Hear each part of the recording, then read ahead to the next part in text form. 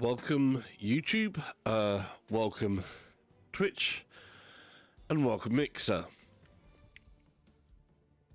to another night of RaceRoom. And as you may have known if you was here on the last video, which if you're on YouTube, there'll be a card somewhere like up there that you can press and go to last night's showing. I was learning Spa in preparation for an endurance race, and with that, I think I did okay. I felt pretty good at the end of that, and was working up to a few things. But learning the track, trying it out in the race, learning a few more things in the game, how to make pit stops, things like that. But one of the things I didn't really do was try different cars. So the question for me is, did I pick the right car to race with? 24 says, "Hello, sir. I am back." Hello, hello, hello. How are you doing? Right. How you doing, Mystics? By the way, if you haven't seen Mystics Racing, he's also a part of this the 3D3 Dudes Discord server. There is a link to the server in the description. So if you want to join like some little fun events in the sim racing world, that's kind of cool. Great to see you back to practice. Yep. Now, obviously last night I was rocking a particular car. I'm going to go into practice here. This is the car that I was in, the McLaren MP412C GT3. My question is, did I pick the right car for me? Because I haven't played RaceRoom. I only just got all of the content last Sunday. So, I think we're going to try out some other cars here at Spa now that I've got a reasonably good idea. Says, "I chose the C7 Corvette. It's great machine, well balanced." Yeah, see, Mystics has chosen a Corvette, but I don't know if I've chosen the right machine. I'm going to find out if I've chosen the right machine for me. By the way, I hope the sound is okay. We'll see. I think I've made it so that you can hear the bot. I think. But we're going to take a look at the cars. So, I can choose the GT Masters if I like, but I think we're going to go straight to the... Where has it gone? GTR3. There we go. So, these are the choices I've got. I've got Audis. I've got a Bentley. I've got BMWs there. We've got so both BMW B6s, M6s, Z4s. Then we've got Corvette C7s,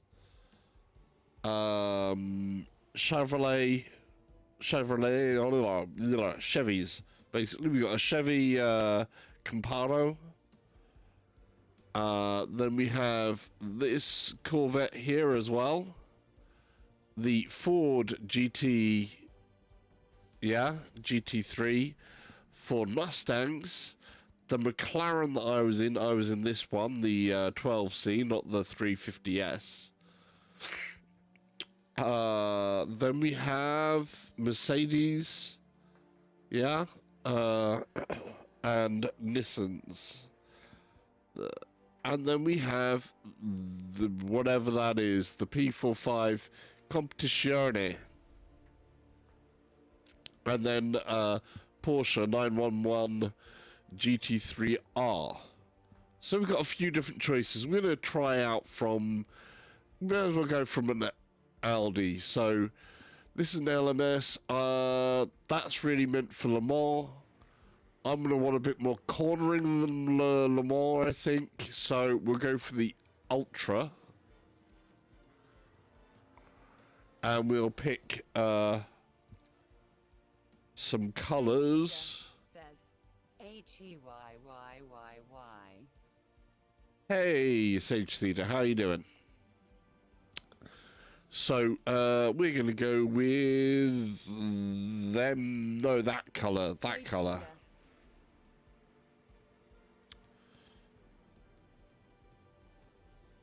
I'm picking out a different car. Trying out some different cars, buddy. Right. I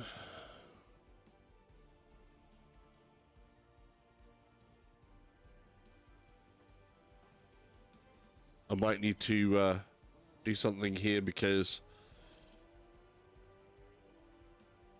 that was a little bit too in that face.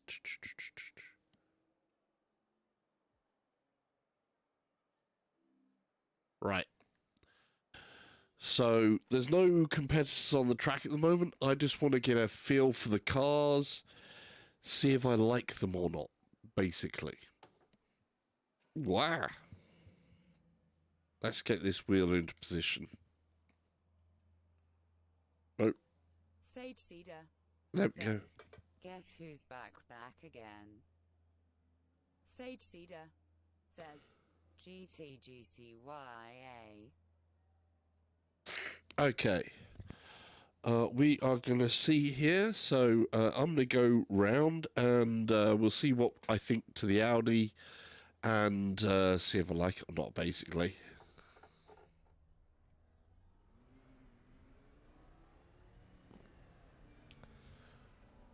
You off? Okay. Have a good one, buddy. So we'll give this a couple of laps around, see what I think to it.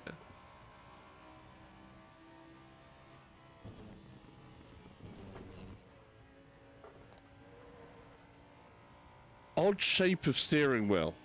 Really, really odd shape of steering wheel.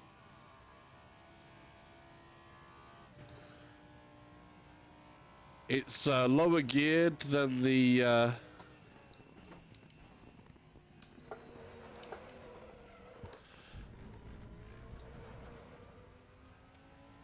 It's got a much lower gear ratio than the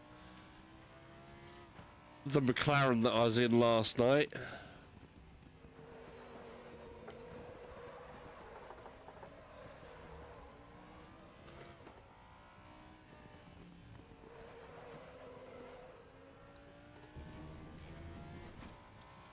That's probably a good thing for some of this, because last night I didn't get... Ooh, but I don't know where I am in gears. I didn't get all the way up to, like, the top gears before, so... But I need to find out where the gearing points on this car is exactly going to be.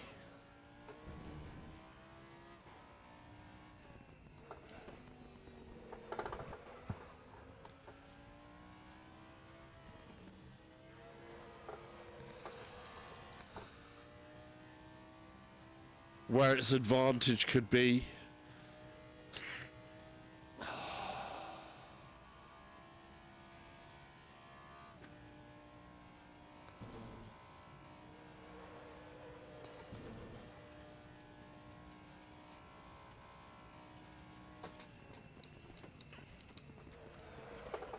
Oh.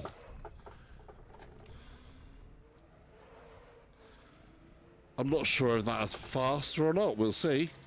Right, so this will give me the timed lap on the next one.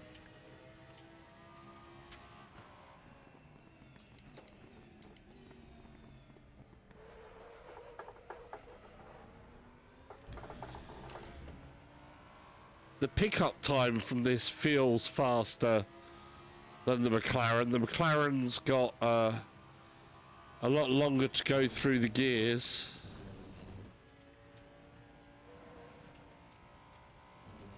So it felt like I'm getting up to a higher speed here than I did with McLaren, just through the gearing.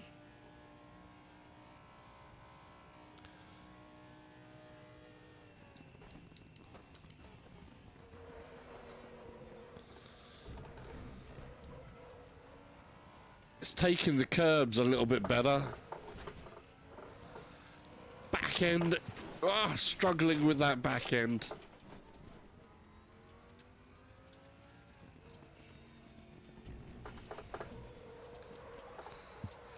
Not sure if I like the Audi. I mean, it feels alright, but certainly faster through the gearbox.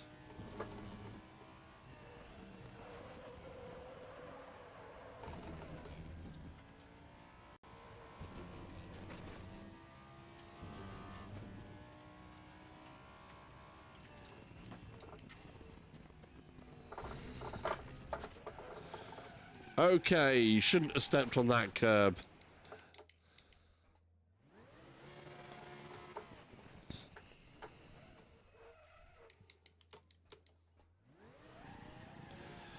Oops.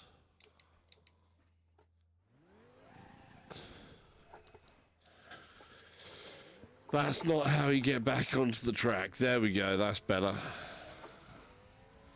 So, yeah, okay, maybe watch out for the curbs a little more than I was doing. Stepping onto the curbs a little bit too much is going to lose me the back end with this car as well, it seems.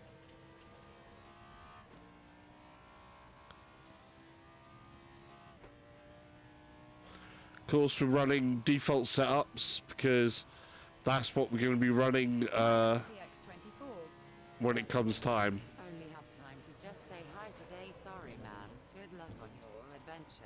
See ya Sunday. That's cool, dude. Thanks for dropping by.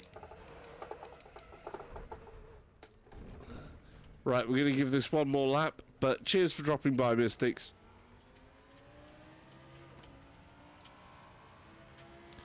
Don't forget the like button.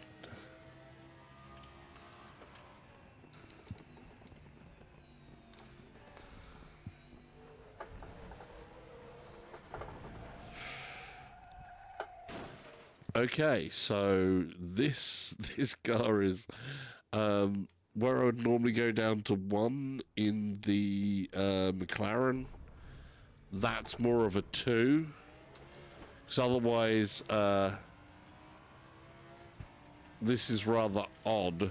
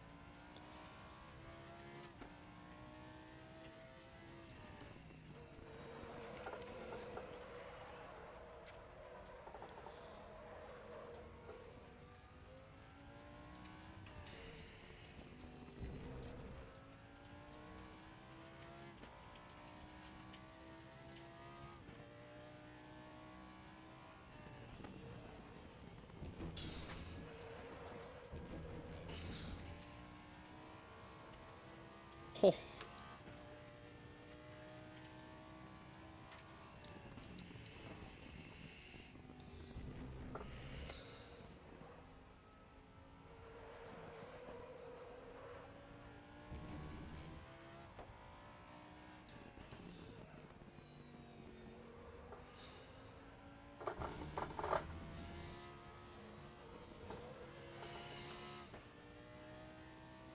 Here we go.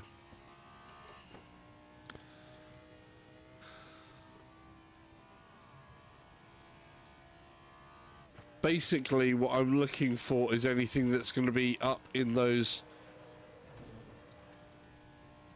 Oh. In the 228 to 220... 226, 228 was where I was last night. So, those are the sort of numbers I'm looking for. Hopefully, this lap will be a little bit nicer.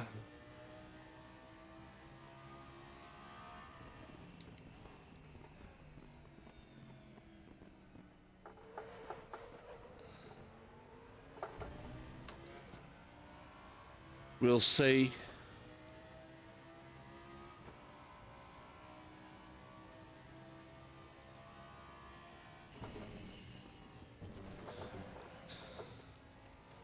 That almost stepped out on me there.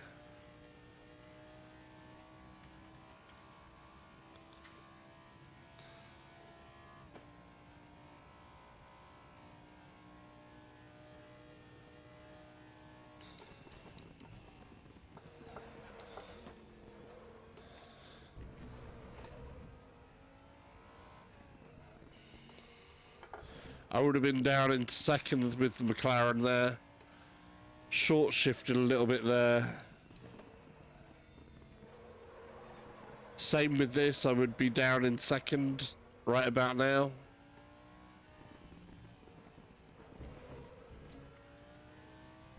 But here I'm up in third.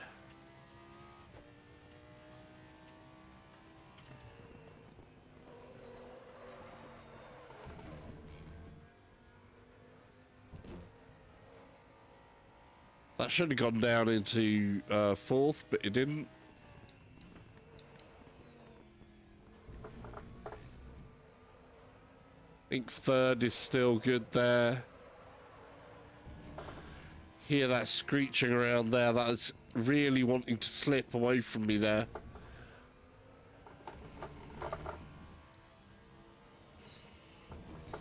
A lot more slippy on the back end, this car. Feels more twitchy to me.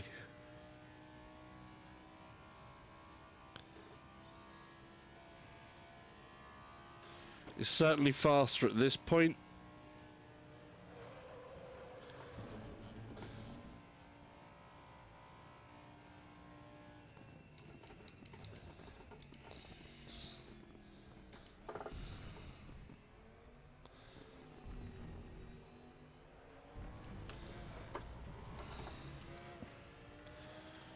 So we're 26, 27, 28, a little bit higher. So, yeah, I'm not convinced by that car yet. I was, you know, that's starting to get there, but let's try a different car. We'll move on to the next one and see if something clicks.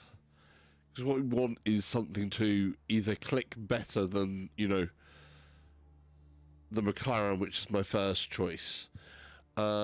We can go in order. I'm curious, and maybe we'll have a look at what Mystics was going with, which is one of the Corvettes.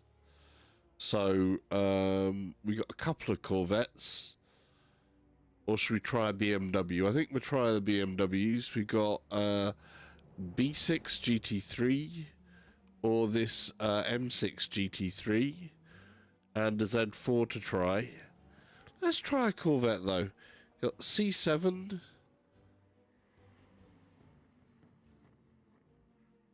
Z06R GT3.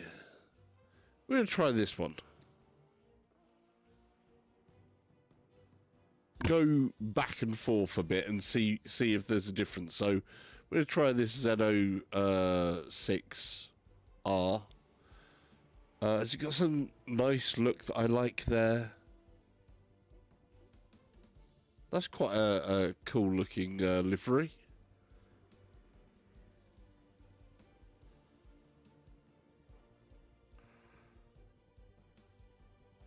Oh, we'll go with that. All important livery, of course.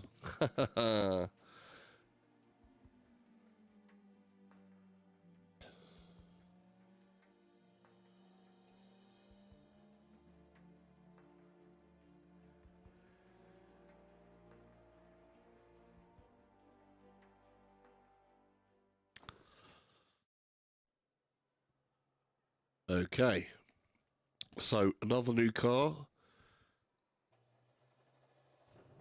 Right. It's quite spacey in here. Different sound, of course. Let's hear it. Oh, that sounds vicious.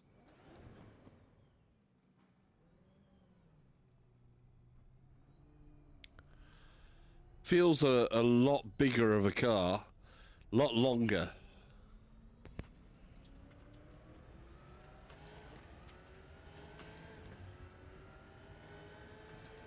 Oh, the sound of it. It sounds like an absolute brute.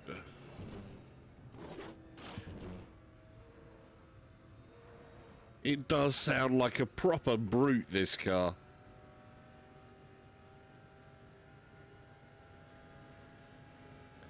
So long.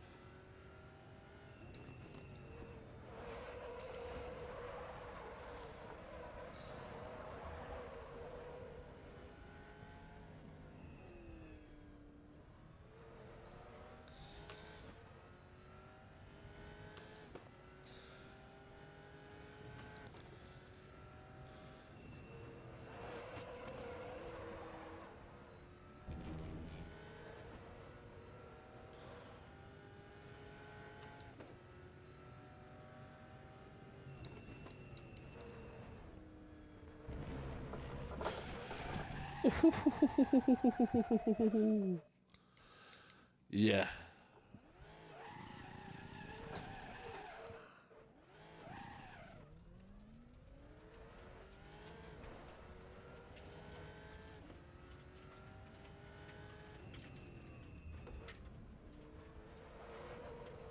Does sound like a proper brute.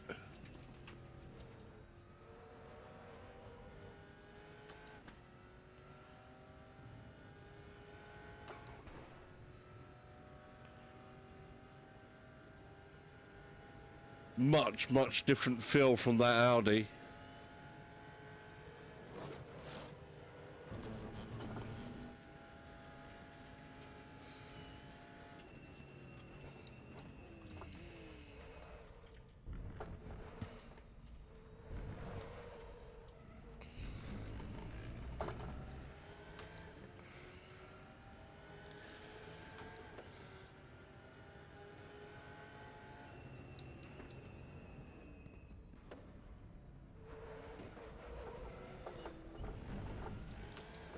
Oh, the rear end on it was rather playful.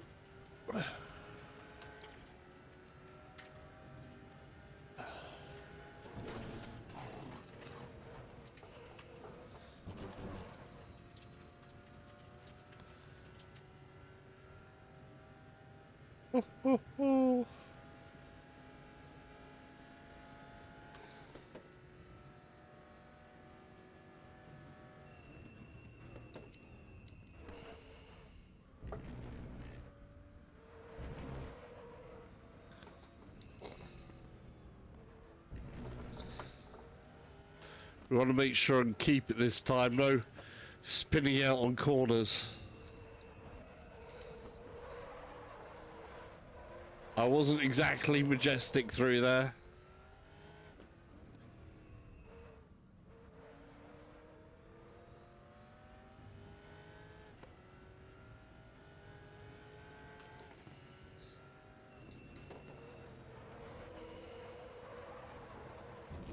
Try and balance that out.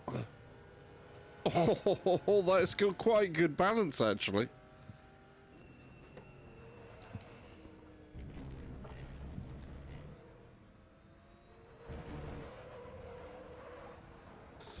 Oh, the back end wanted to go there.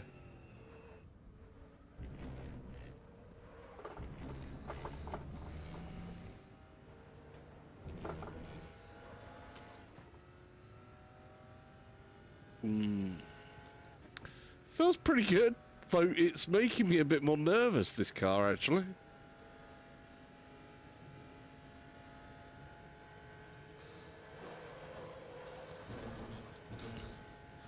Oh.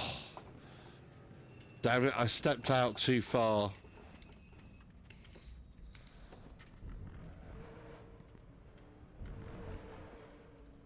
Invalidated my lap time. We're in the 223, probably in the 26 if I didn't step that out, so see if what we can do here.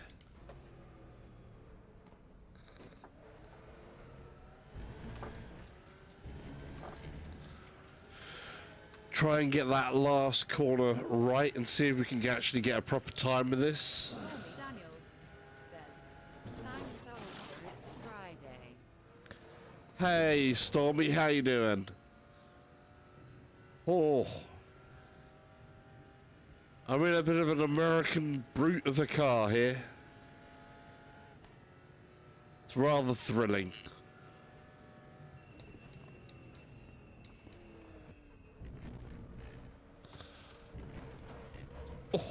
Oh, certainly a good ride. But, whew,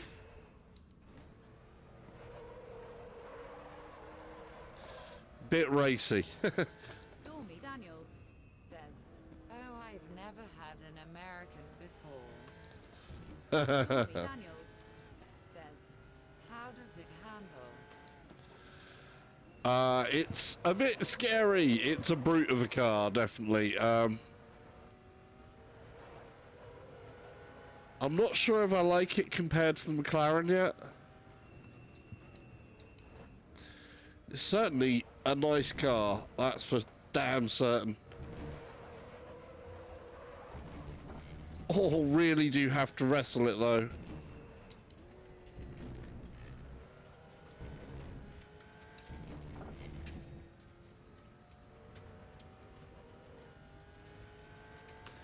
I think it's a little bit faster in terms of top end than the McLaren was giving me. How is life treating you, young salsa? Well, it's a Friday and that's a good start. Friday's always a good start, isn't it?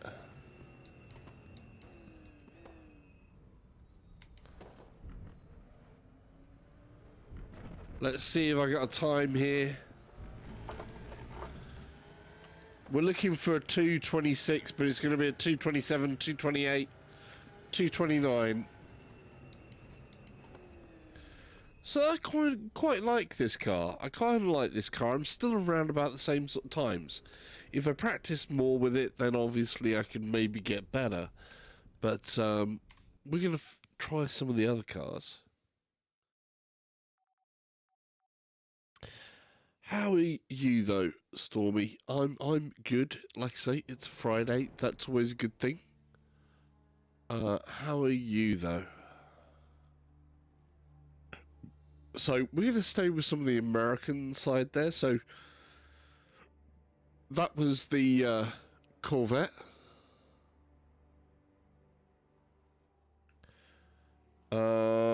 Should we try the Camaro or the Mustang or the Stormy GT? Daniels says, been playing Resident Evil Revelations 2 on Switch. Ah, remake of that. We're going to go with this Ford GT because it's again a completely different type of car to the Corvette. Basically, the GT, the Ford GT is based on the Ford GT40, which was a legendary car. We're going to go with what colors? Orange and white, a bit of Osram, or a bit of Red Bull. That's Canadian. We're going to go with that. Little red Corvette. Well, this wasn't a Corvette one, so this is going to be the Ford GT. So we're going with the Red Bull one. It gives you wings. I'm not sponsored by them, though, of course, if Red Bull wants to sponsor me, I'm all for that.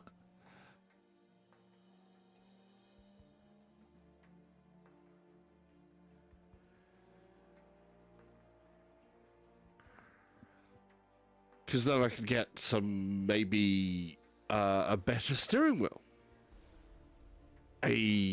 One of the new headsets. Like the new Valve Index that's coming out. And something like a Podium F1 steering wheel. That would be amazing. But, you know, we can all dream. And it's important to have dreams. Right, let's see what this car's all about. I mean, obviously, this is a much different car. Look at this thing. So, nice looking car. Rather odd that the panel is there rather than behind the steering wheel. That is weird. That is weird. But we'll see how that plays out. Central panel. Stormy Daniels says, if you don't have a dream, how can you ever have a dream come true? Very good point, Stormy. Very well said. Good point. Oh, this is a different type of American. Obviously, a Ford GT is also an American car. Very, very different from the Chevrolet. This was aimed at being, you know, a more...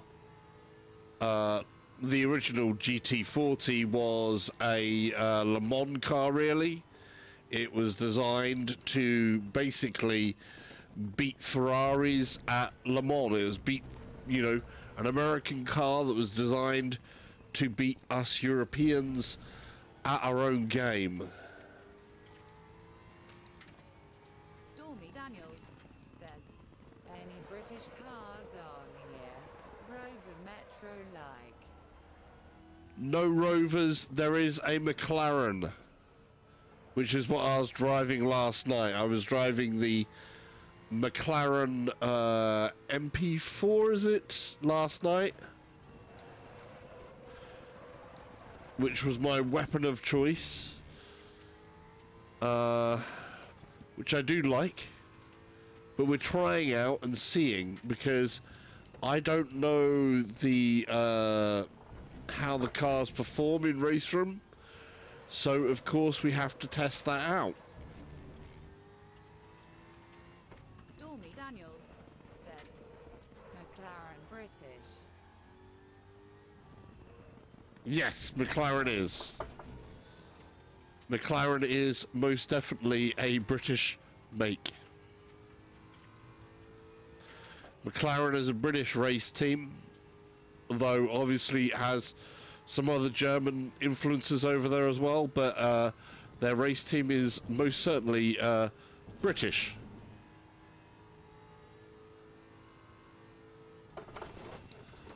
Of course, correct me if I'm wrong. I could be wrong. It's well known that I can obviously be wrong now and again. Nobody's infallible. But, yeah, I do certainly believe that McLaren is certainly British.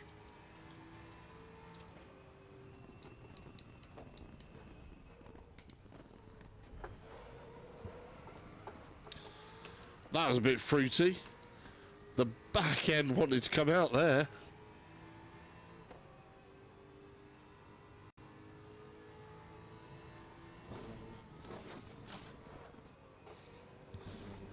Oh, that was nice. That was certainly exciting.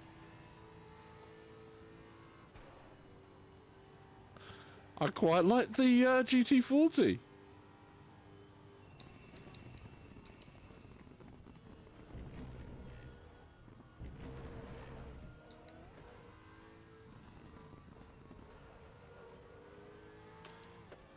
Certainly lively car.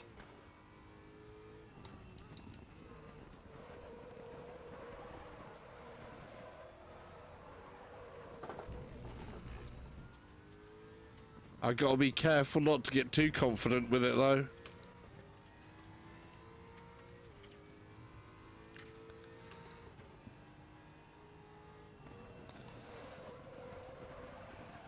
And there I went and overstepped the mark. So that's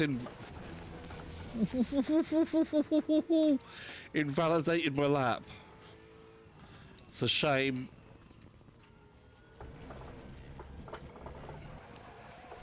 Oh yeah, the back end.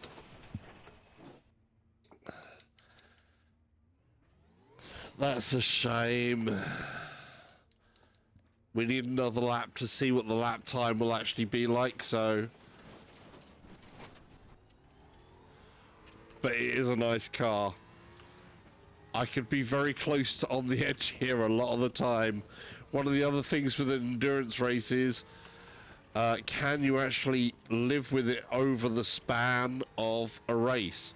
If a car makes you work a little bit too hard... I like my Fiat 500. You like the Fiat, huh?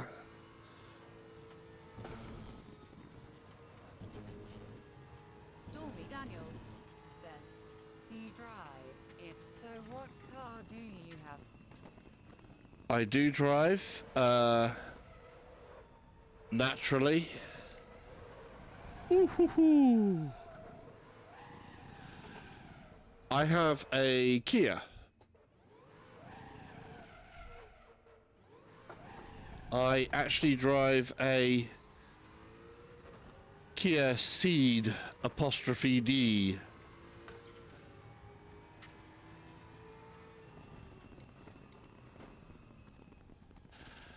A rather surprising car. It's a 2013 model. And it does me quite well. I used to drive an Alfa Romeo, but the Alfa did cost me quite a bit in terms of fuel and upkeep, so Stormy Daniels. I went for something a little bit more practical. My mum has, they're really good. I was going to get one. They are really, really nice cars to live with. In total, obviously, I would love to have another Alfa again. But, yeah, in terms of day-to-day, the Kia is much more suitable for me, for my needs. But I do have a bit of a special place for some of the Italian cars as well. And I've gone off again there. Oh. I need to pay attention on that one where I am in the gearing.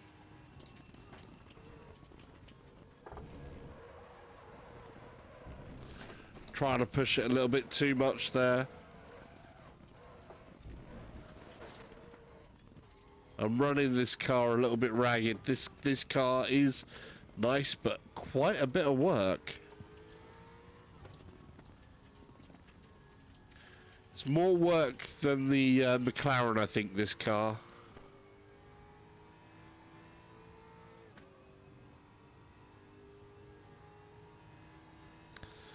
Right, let's line this up, see if I can get this corner.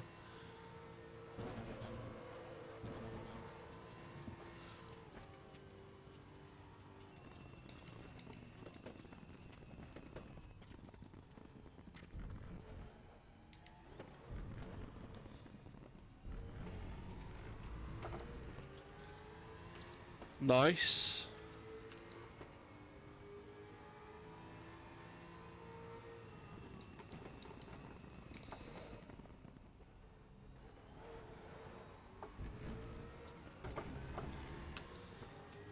We'll try for one more lap here. If I mess it up, then I know it's not the car for me, because doing an endurance race in a car that you mess up with a lot, and there's my lap gone. That was a stupid mistake. Was thinking of buying an Xbox One. I wouldn't be able to advise you on an Xbox One. I've never owned an Xbox.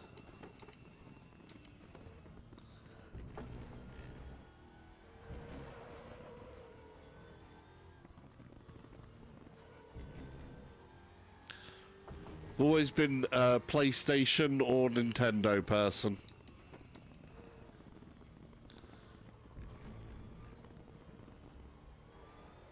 Or PC.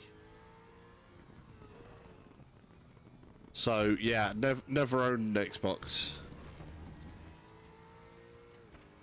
But if there's a game that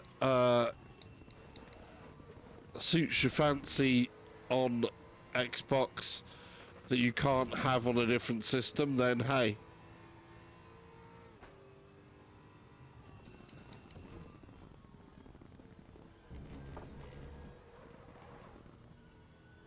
I think that'd be the only reason for me if I was to get an Xbox, would be if there was a game that I really, really, really wanted to play that was exclusive. As there isn't, I don't have one.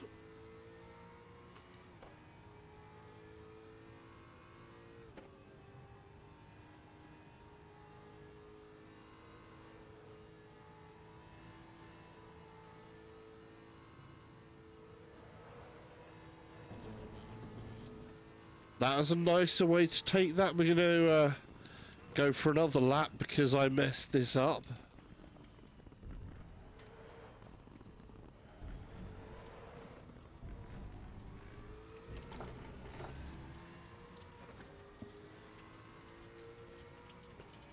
$29.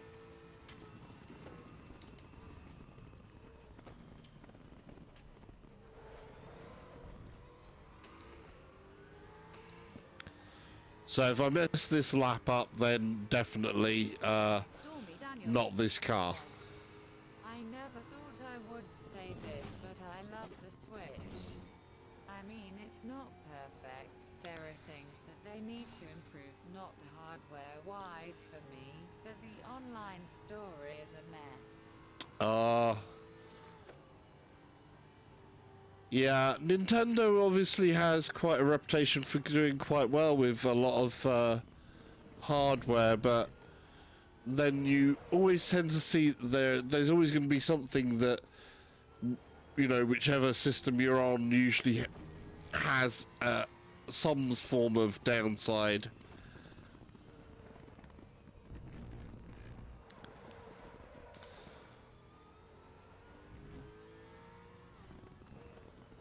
It's like with PCs, obviously are the most powerful, but then they're not overly difficult, but they can be when things go wrong, intimidating if you're not confident in what you're doing. Then console wise, there can be whatever differences in doing things. Yes, their story is a mess. You can't find what you're looking for, and their online service is not great.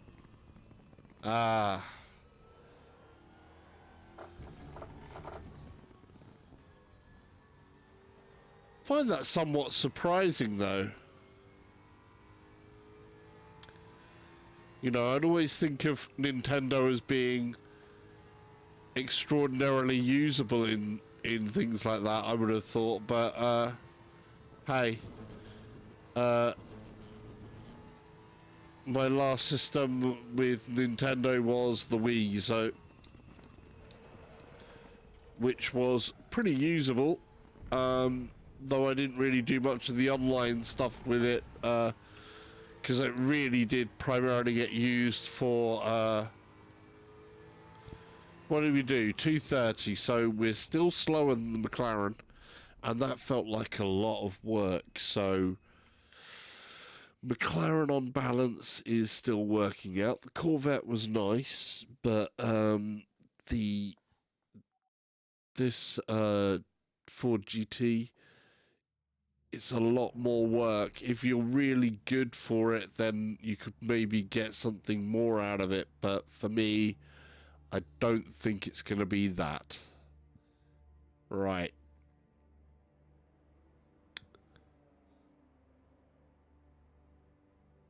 Since we've had the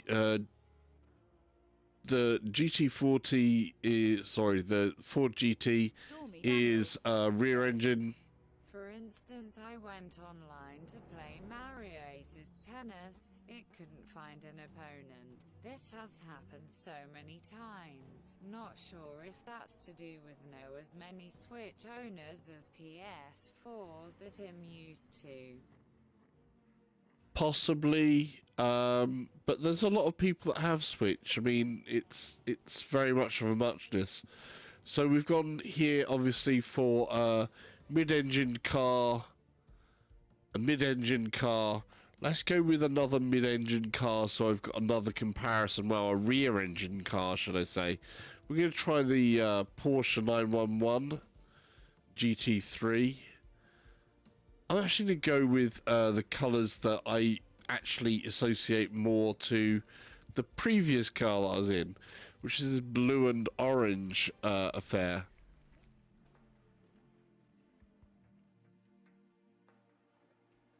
Sinusback83 says, hello. Hey, Sinusback, how you doing? Welcome back. Over on the Twitch side, I see. Hopefully you're doing good and are having a good day. Since you just joined, I'm testing out a few different cars. Hello. Hi. It should be able to have seen that, or hopefully you can hear me.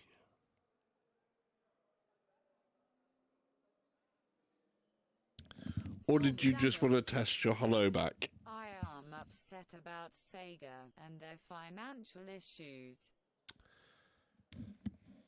Sega's got I haven't read any news. So you're ahead of the game on me on that one, Stormy. Right, we're going to drive this and see what it's like. Okay. So, car-wise, standard Porsche affair for racing. Nice steering wheel. We like that. That looks pretty cool. All the flippy switches. Excellent. Excellent, excellent, excellent. Let's go. Stormy Daniels says, yes, it sounds pretty bad. Profits down 70%. Wow, that's a lot. That's a really big drop.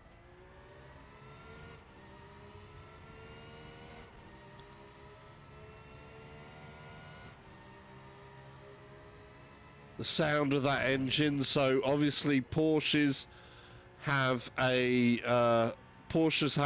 generally a Boxster type engine in them.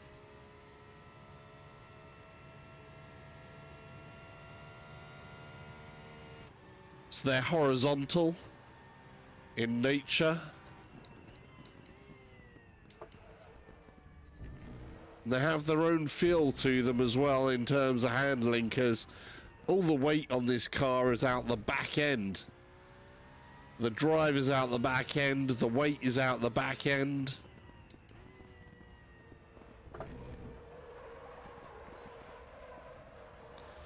So, good little bit of understeer there.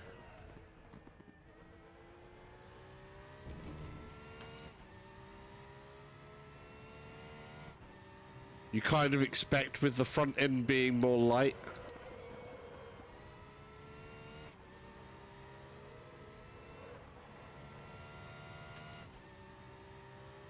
Different sound, completely different sound to the other cars here. But God, that's a lot of profit to be down, Stormy, definitely.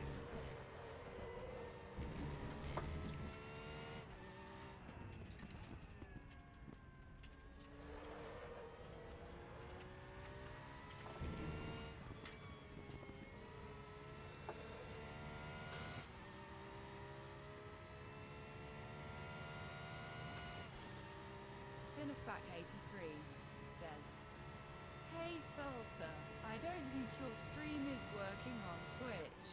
I only see a black screen. Oh. Yesterday and today. I checked on YouTube and it's working.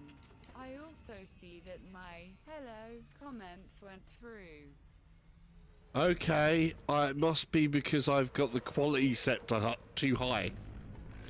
I need to drop the quality down, maybe. I don't know if I can do that while I'm actually streaming. Let me just have a look. Thank you for telling me. Let's see if I can drop something down here while I'm actually streaming or not. Stormy Daniels says, Apparently they might be doing more work with games from the past rather than releasing new games. Could have some advantages for them. I know that Virtua Racing came out on the Switch, which is something that I would really, really love to actually have out here on VR.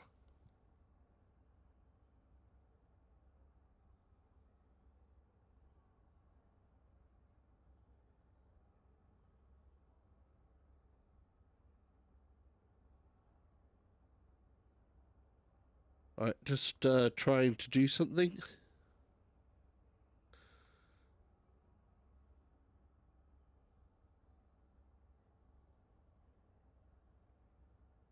Supply that.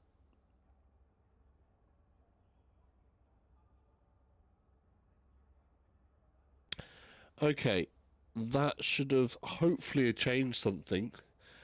It's a bit hard for me to try on Twitch myself at the moment because that'd cause a few different issues. I'm hoping that might work. I've got another green signal over there. Hopefully that's fixed Twitch. We shall see. Basically, I think I had my bitrate set to too high because Twitch has some limits and can cause problems to different people, because at the moment I'm trying to stream this in 1080p at 60 frames per second, so that eats up quite a bit of bandwidth, and I actually set it so that I've got quite a high quality on there, as pretty much as high as it goes really, so that may have been the issue, but hopefully what I just did may have fixed it. But thank you a lot, Cinesback, for pointing out what is going on there. Right, let's step back into here.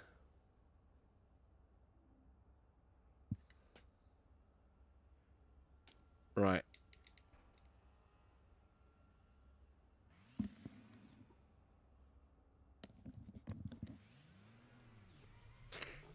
Porsche is feeling very calm, very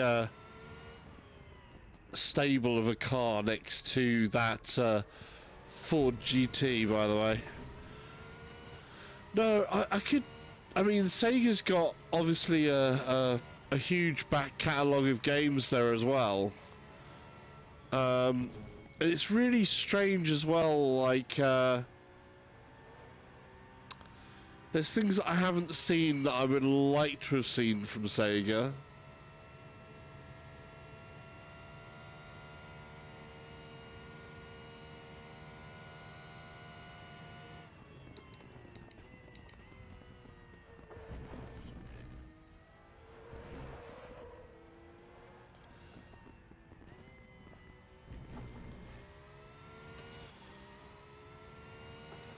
The RPM range on this is a lot more friendlier for the corners, I think.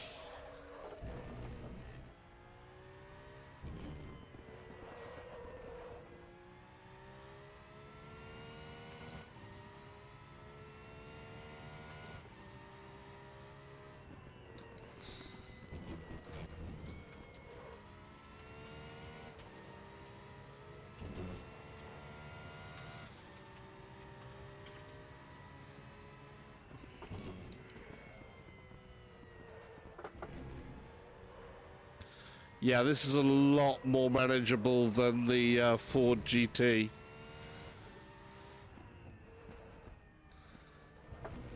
Cinesback 83 says, Still nothing. I just figure you should know that it's not working. I'll check back later, but I wonder if you're going to stream No Man's Sky VR this summer. Oh. Good luck getting the stream back up on Twitch. Yes, I will be doing No Man's Sky this summer, 100%. You can bet on that. Absolutely, it's one that I'm really, really looking forwards to. Thank you very much for the advice. I'm going to try and...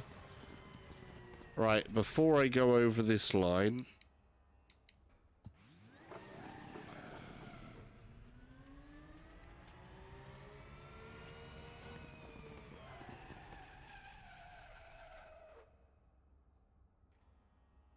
Right, let's see... I love that I've left the tire marks on the track in this. It's so awesome, and the smoke rising and everything else like that. That is what you like with Sims and things, that is there and it's all there. Oh, awesome stuff. Right, let's see if maybe lowering this down a bit more does the trick.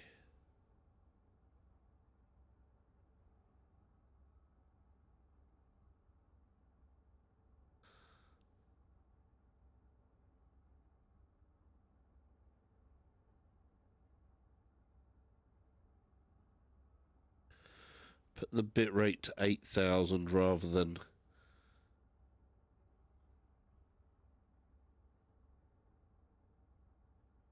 Not sure what the max is. It may be that Restream is supposed to handle that, but we'll see. So bitrate at 8,000. Hopefully, the other side is with it being 1080p 80, Twitch handles its output streams differently than YouTube.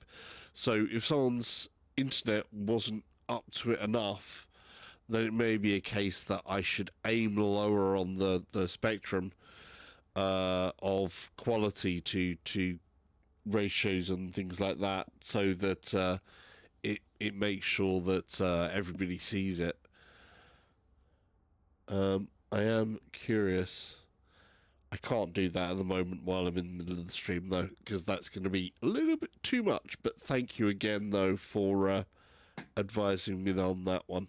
I'll have to try a few experiments, and we'll find out how we can do. Right, back to it. Amy Daniels says, Salsa you equality. Thank you, Stormy. Right, let's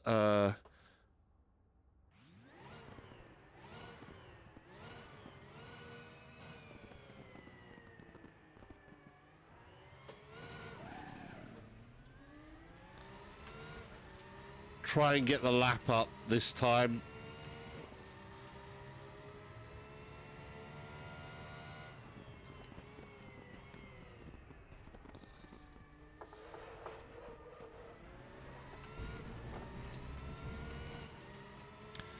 Very kind of you to say, by the way.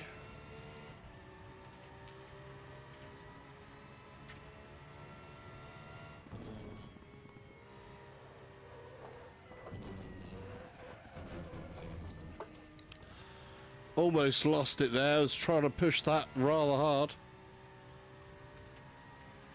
So this car can be fruity as well.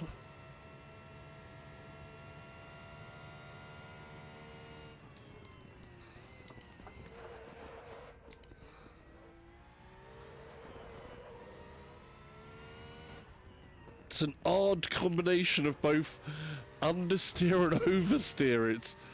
It's quite odd to say, really.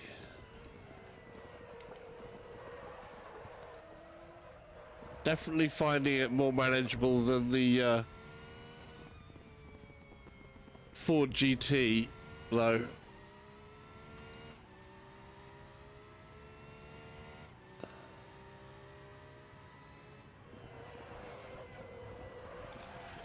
There's the understeer.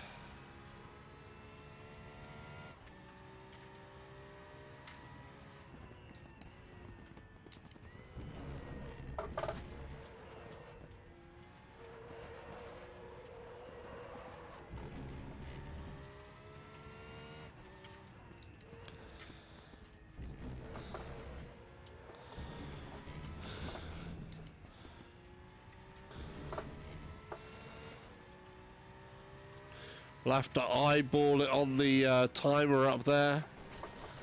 Oh, that wasn't very smart of me.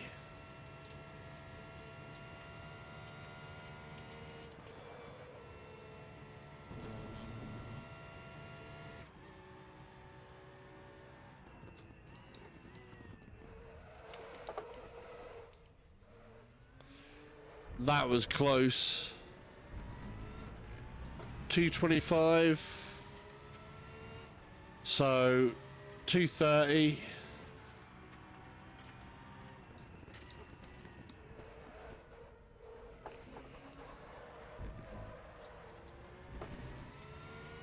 And I've invalidated that lap again straight from the start.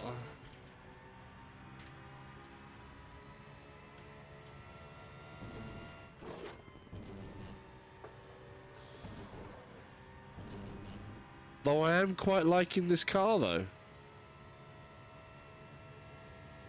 But I'm not sure if I can get this car to be as fast as the McLaren.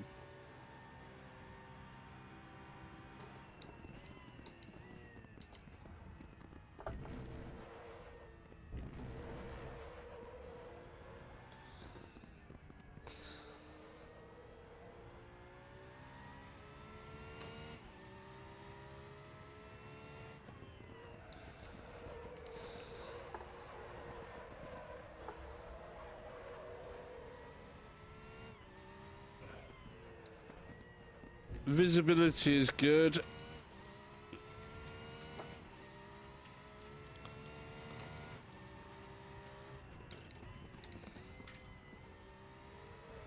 Need to be slower into this corner than I was with the other car there.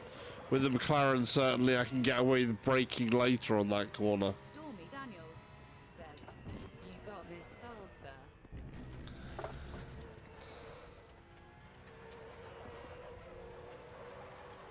I love how with Sims every car truly does have, just, you know, like the real world, they have their own characteristics, your own way of having to drive them through the corners, the force feedback differences, gearing points, everything. It's one of those things that really does make sim racing a good challenge. Discovering stuff like this.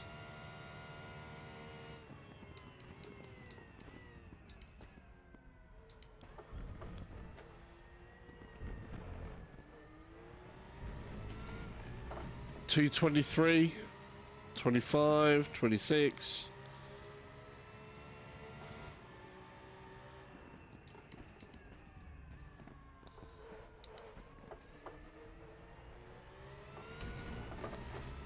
Right, we want to try and get a valid lap time this time.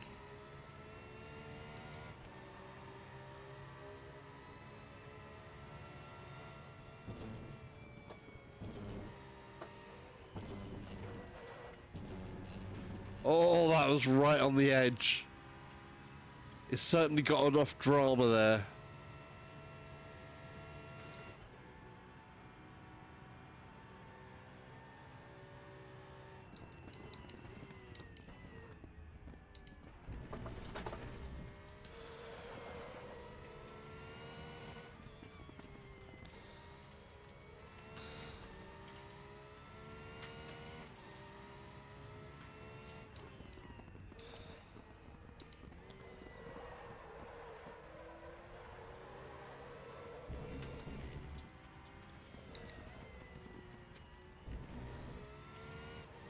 Yeah, it's got enough drama.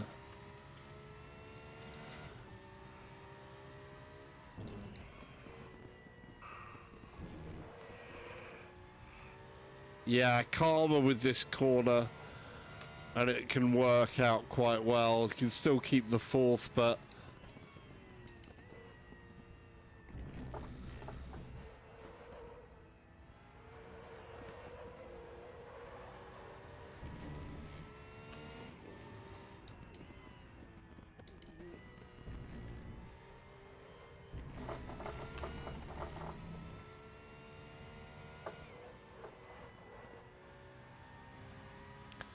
Wanted to step out a bit there.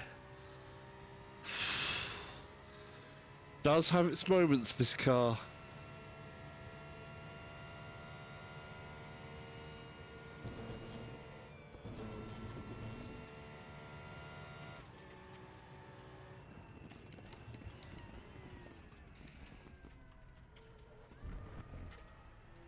Sinusback 83 Oh. says, still not working. Ah, that's a shame. That's going to require a lot of testing then. So 29 seconds there. 2:29. I am enjoying this car, but I don't feel that I'm getting the same sort of response that I get with the McLaren.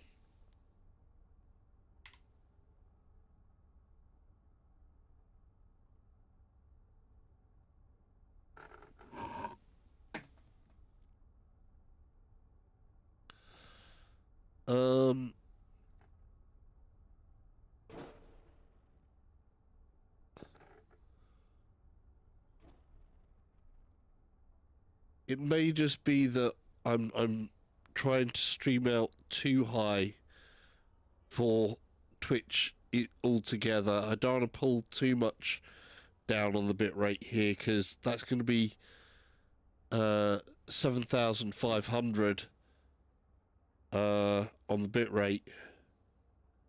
That could lower the quality. I think the least I could go down to while doing 1080 p at 60 frames a second. I don't know if it'll take 6,000 as a bit rate. Let's just try it. You're gonna have to tell me if that quality really drops though, or if it actually goes across, because the quality drop on YouTube would not be the nicest thing, but then we want to have people watching. Provide the watching as well as just the quality as well. I don't want to have to cut back one side or another side. You know, I kind of like try to keep things as inclusive as possible. Right. That should hopefully have changed something there.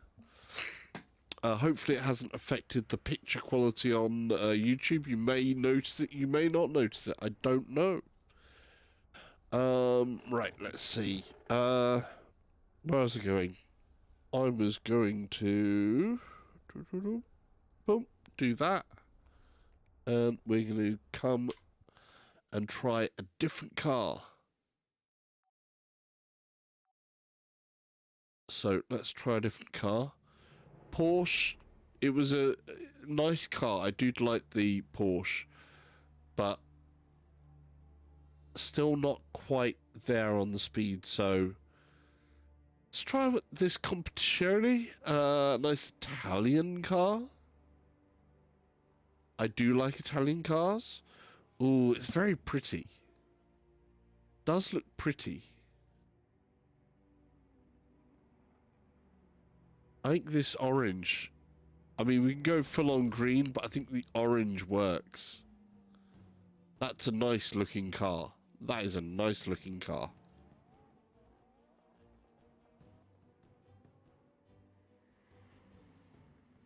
Stormy Daniels says, I love my Fiat, that's Italian. Yes, the Fiat Cinquecento is obviously always a favourite. The Fiat Cinquecento Abarth is actually a little bit of a monster, a nice little monster. One of my colleagues used to drive a Fiat Cinquecento Abarth, and I must say I was very, very impressed with the Abarth. It has a nice amount of drama to it. The fun little things that it would do, the exhaust sound of that car was brilliant. It's such a small car, so light, that the Abarth version could really just accelerate it incredibly well.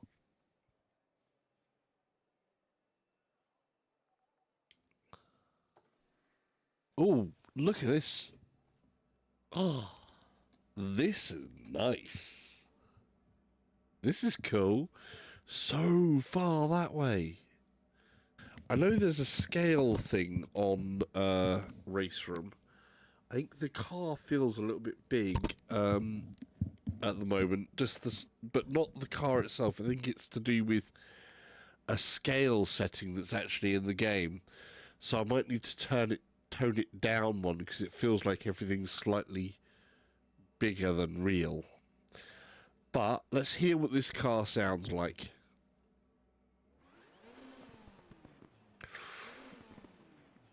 Oh, that sounds thoroughbred race car, doesn't it? See what it handles like.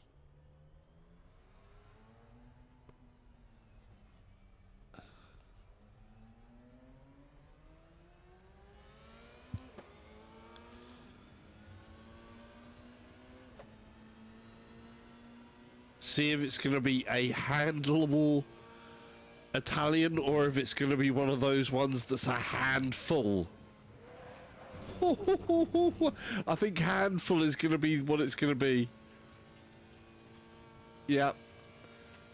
Back end wanted to come out there.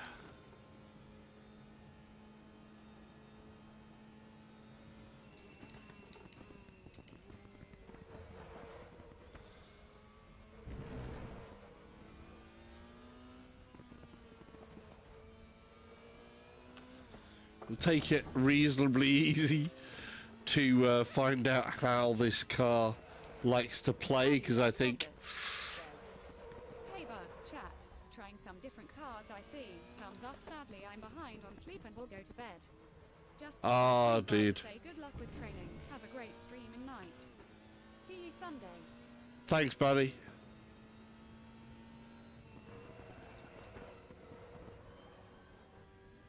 Thanks, Ooh. RVR and his closet. His closet of simness. Honestly, if you haven't seen what RVR closet keeps in his closet, you've got to. It's amazing for Sims. And you can check out what's there because he has his own channel.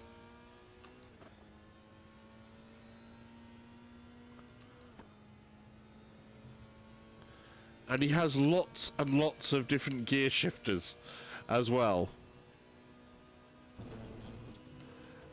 as some stellar setup. And obviously he's a lot more experienced at this than me and a good bit better too.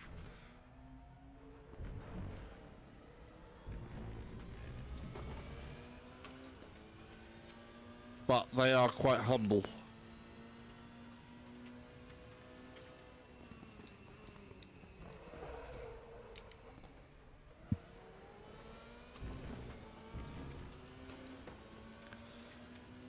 Oh, ho, ho. It's got a nice little pop to it there.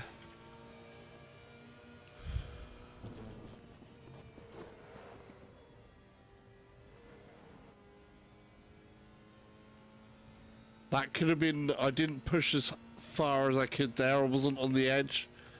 Not confident with this car yet. I think it's going to be quite fruity on the handling, so...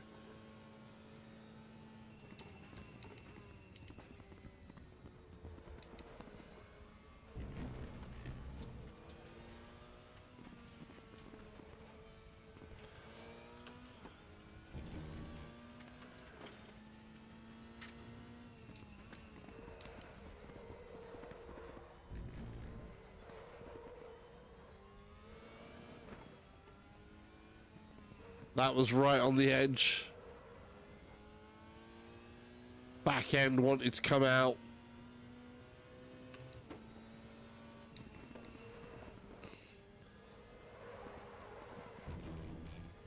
Yeah, that's nice. This is a nice car.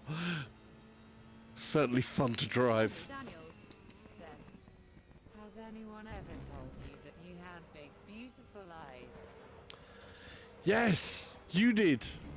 Just then. A few people have made that same comment, but that's very nice of you to say so. I would wink, but my hands are a little bit full. There we go, wink. I'm blushing now.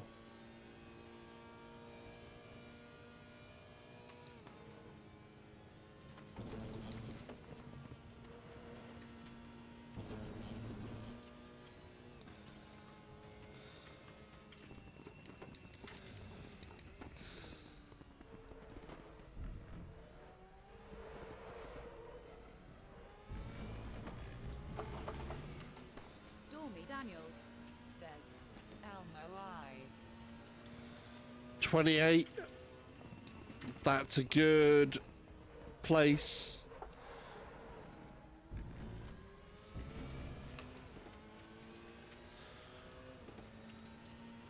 So 26 is probably the best that I could think of. That's nice. 230.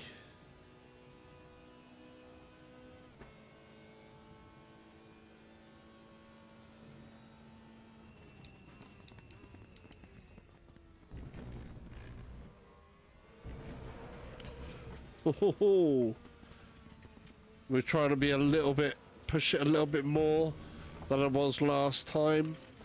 Do like this car though.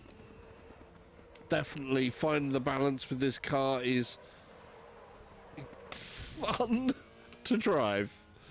This one's a nice one. This one's a very nice car. This is, I think, the best candidate next to the McLaren. I don't like mid-console generation upgrades, they're always small. Like the Switch is supposed to have 2 and it's only 2 years old, it's ridiculous. Cream the money off the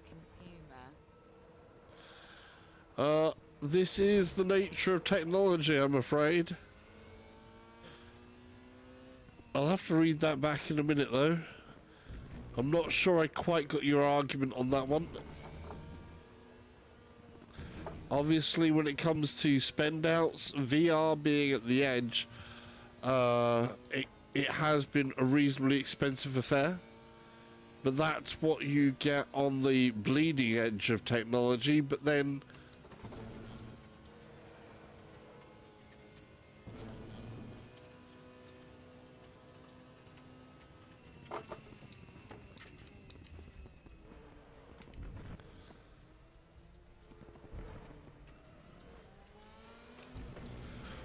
oh, 21, 22, 24, 26, 25.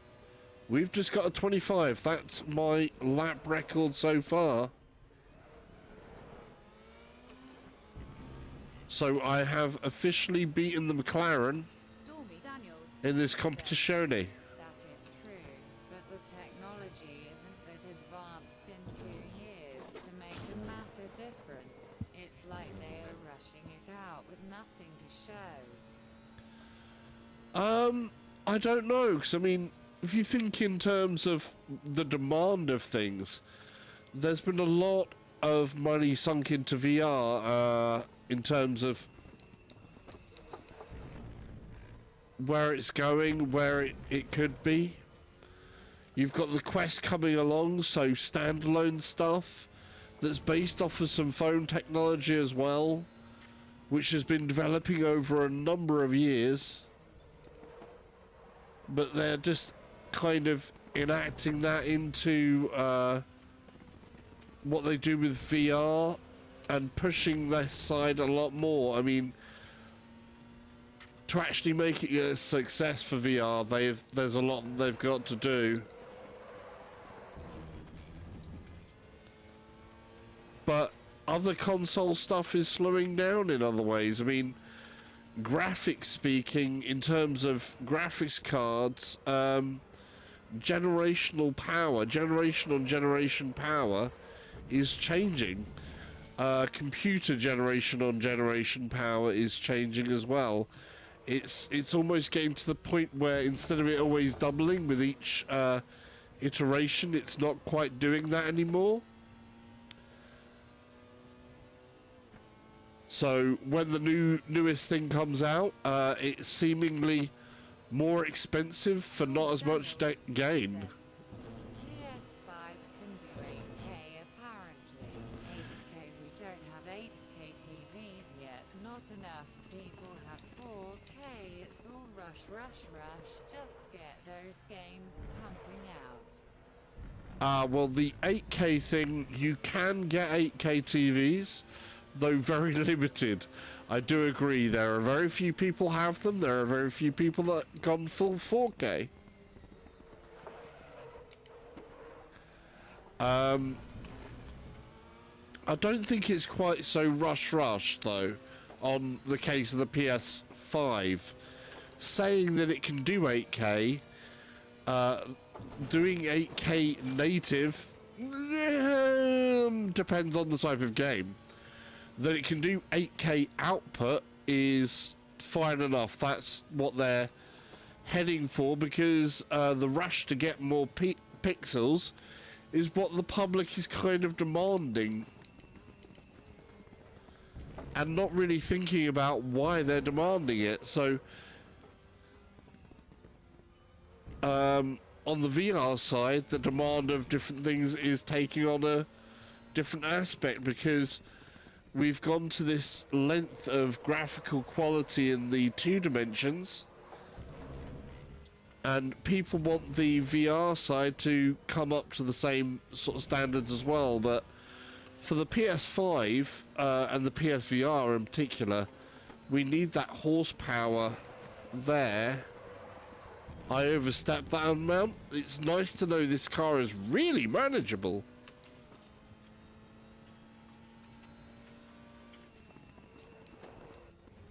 We might be on to a winner here. Daniels says, they say the human eye can't see past 4K.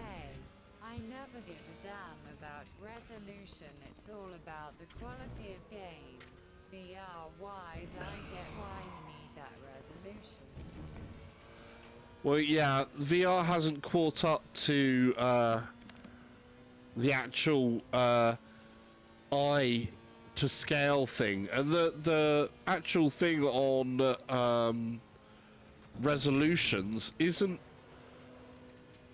in that. Anybody says you can't see 4K or whatever, you need to look at how the eye works in terms of distance. So it's really distance versus eye resolution and detail, and quite often having something that is of a higher detail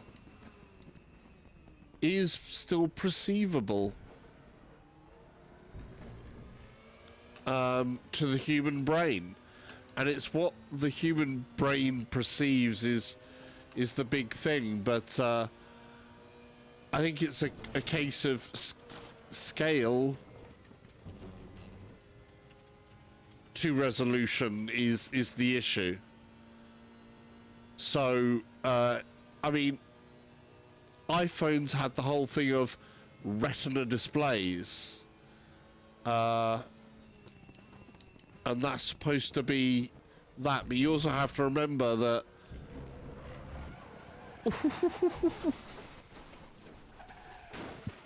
Stormy Daniels says, The graphics have to be better. Human characters have to look more human with better graphics, not clearer with resolution.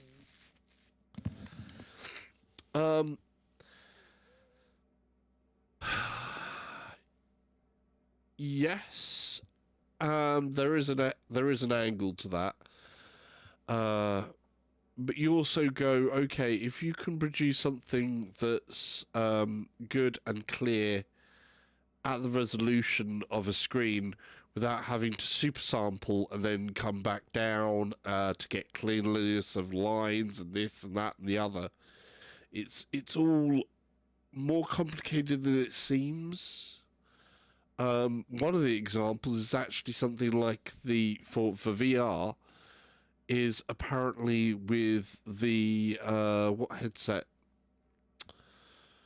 The X-Tal. Now, I have to run a higher resolution for the output of this game than the headset's displays are capable of actually having to get the lines to look sharp in the in the display. So I could run it 100% of the resolution, the native rendering of the game at 100% of the resolution. And you would think that that would mean that what you see in the display would be perfect for purpose.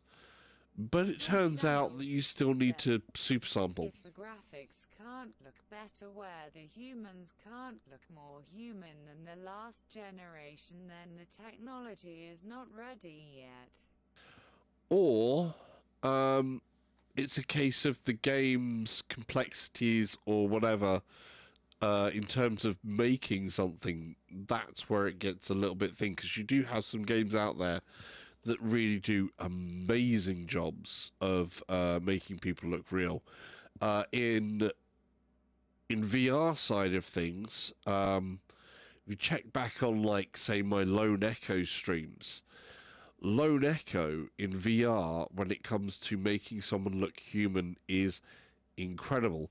Of course, the other side of games production, of making things more visible, like you say, is not always so dependent on resolution. It's actually on quality of movement, on animation. Things like that can play another great ability of different things there. So it's also on the PSVR. One of the first games, the release, a release game for the PSVR was Rigs, and there are some other AI characters in there, the in-game characters in there, when they were animated so well that I would find myself cheering with them and going, hey, and relating to them. And that was, a lot of it was based on, yes, it had good graphics, but it was also based on the animation. Xbox dive into VR, do you think? No, I don't think Xbox will dive into VR. Certainly not for foreseeable future. Right. This car I am earmarking because I really like this car. And I have beaten the McLaren with this car. This is a cool car.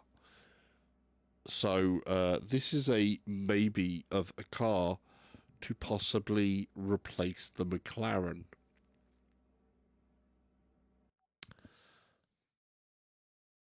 Yeah, I don't think Xbox is going to jump into VR. I think Microsoft, as a company, has gone, oh well, you know, we've basically messed up everybody's speech terminology by saying mixed reality and all this. Salsa approved cool car.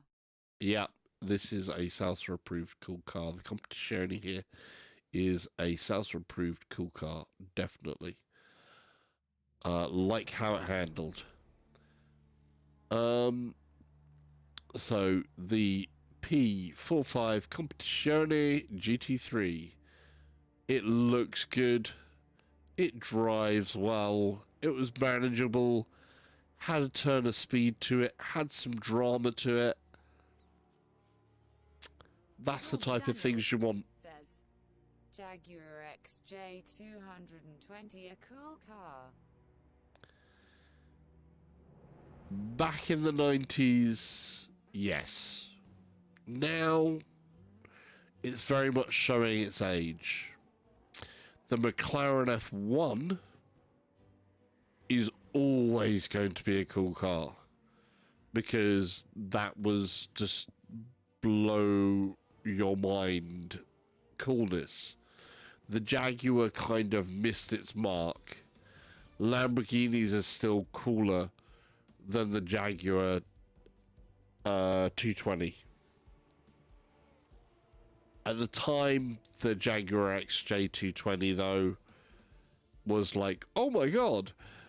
But I think it hasn't aged as well. But the McLaren F1, is one of those cars that just wow. But if you go back in time, then looks-wise, the Lamborghini Countach is just, oh my god, brilliant. Diablo, yeah, I like the Diablo. You know, I've always had a thing for Lamborghinis. But yeah, British cars like that, Jaguar, McLaren beats that, the Jaguar, definitely. Right. Speaking of cars, so at the moment it's still out of the McLaren MP4 12C, and now coming to the mix is the P45 Competizione GT3. So that is in the mix. That's a possible. We haven't driven any of the BMWs, and I haven't driven any of the Mercedes. I think we should go for a try a BMW. And I think we should probably go on the M side of things. Daniels says, What would it take for you to buy a Switch? What would it take for me to buy a Switch? To have the time to want to play games on the move. I don't want to be playing games while I'm you know, I'm not traveling around that much, so I don't have a want for having to game while I'm on the move. I've got other things that I like to do, generally speaking, if I'm traveling from place to place, or I'm not at a PC or a console or something else like that. I tend to want to read.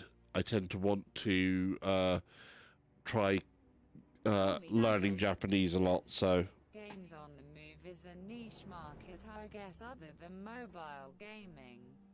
yeah, and I don't game on my mobile, so the rest of the time, because otherwise, when I'm not working or when I'm at home, I'm generally gaming. I'm doing stuff like this. Or I've got other content. But, you know, generally speaking, outside of this, I'm usually trying to either read some fiction, or I'm learning some Japanese, or you know, read a comic book, catching up on the social media, reading more about VR side to do with this, looking at researching other bits and pieces as well. So anyhow, we're going to go with the M6, see how the M6 plays. Stormy Daniels says, I don't blame you for that. My Switch will never go outdoors, as I would rather see the world when I'm outdoors.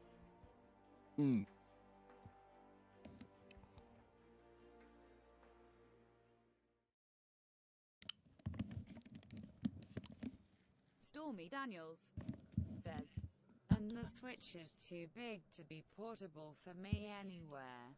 Yeah, I mean, it does take up some room, certainly, but you know, it really does depend on what a person wants with their gaming. For me, it's not that big of a match. There's not, like, I mean, Nintendo tends to, they do games well, but they do tend to rehash a number of the same games from the start over their best sellers are what they've always been. Their best sellers are Mario and Zelda. That's generally the ones that make it. At the moment, they've got a few other things coming on there as well, though. So, you know, like I said, they got Virtua Racing on there. Virtua Racing for me was a game that I grew up with in the arcades. I loved that game. But I don't think it will have the same effect for me on the Switch, because on the Switch, I'm not going to have the steering wheel. And one of the good things about the arcade version of Virtual Racing was the steering wheel. So I would love to see Sega actually make Virtual Racing in VR for a PC or a PSVR, with the original graphics and some that are firmed up and made more modern. But I would appreciate it, basically. But I wouldn't find the Switch myself. Stormy Right. Daniels says, Yes, you're spot on there. The rehashing gets boring. They need those third-party games coming through and stop charging full price for ports. Yeah. Though, of course, you've got things like Super Mario Maker. I mean, the gameplay is the reason why Mario as a game has survived so long and works so well is because the gameplay is solid. And when you have something like Super Mario Maker, where you're putting it out to a community to go, come on, make content. Those who enjoy making content will get stuck in and make things to challenge people, and it will keep a lot of people interested, because at the end of the day, content is king. And right, let's get into it with this BMW. So BMW M6.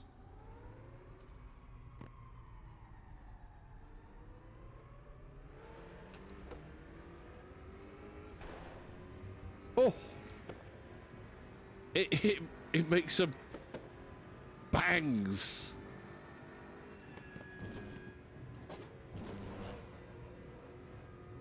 See how this handles.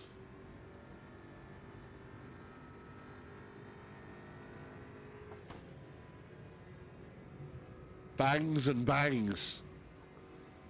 Stormy Daniels says, I keep looking at PS4 as they keep on pumping out loads of games consistently more often than Nintendo. Yes, because the thing that they got right, Sony got right on the PS4, after they had a disaster with the PS3. Oh, this is a handful. I'm gonna have to concentrate a bit with it. Oh, this car's quite... Yeah, this is a fruity car.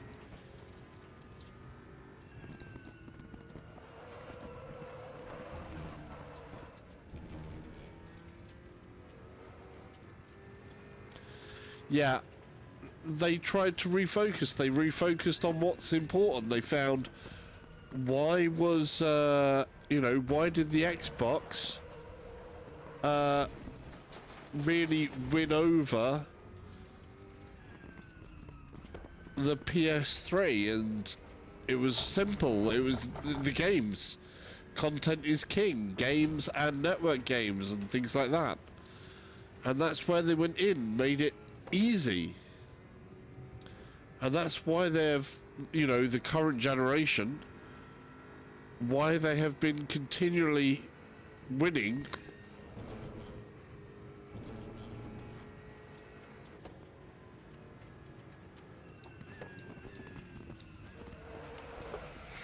Okay, the brakes are a little bit shorter on there. I've got to brake a little bit earlier. My brake points need adjusting.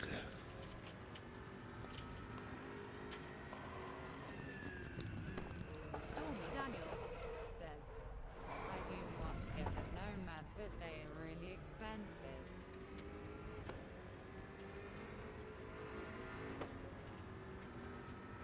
That one I don't know of.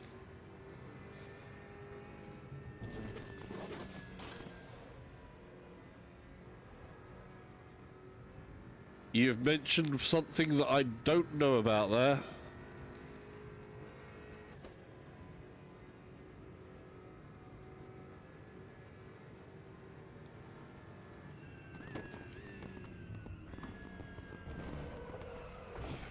Oh, this car is definitely lively.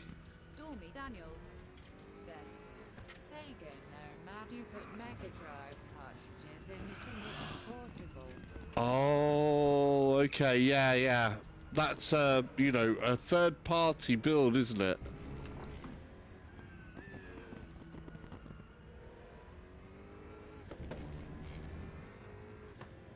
So it's not Sega themselves, it's,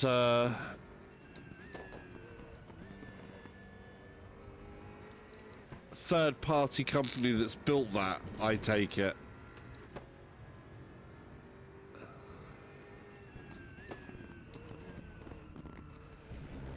This car has some serious drama to it.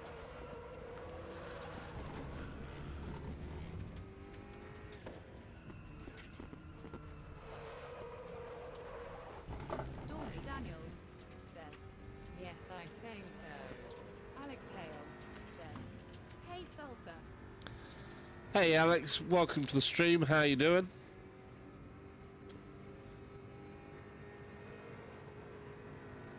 Oh, as you can see, I'm back here in RaceRoom again.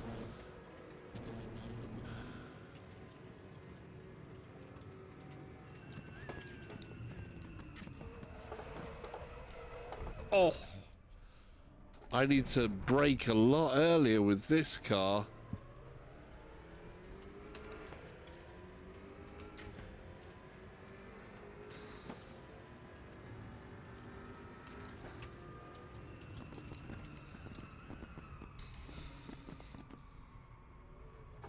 Oh, it's all drama, this car. Good fun car. How you doing, by the way, Alex? Are you doing good? Ready for a long weekend? Alex Hale says, I'm good, what about yourself? It's a Friday. It's a bank holiday Monday. This weekend, so that's good. We're preparing in here for an endurance race, learning something new, and having some fun doing it. Discovering some new cars.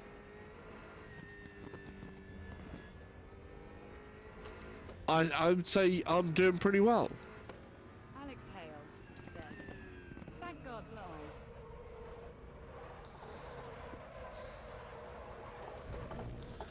Yes, the weather outside is actually, this week is much more of what you expect from a bank holiday. It's a bit wet and miserable and cold, but that's okay because here in VR,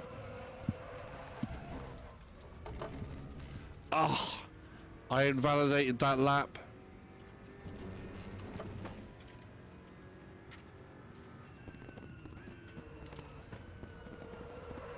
We'll see how close I get to the timings on that.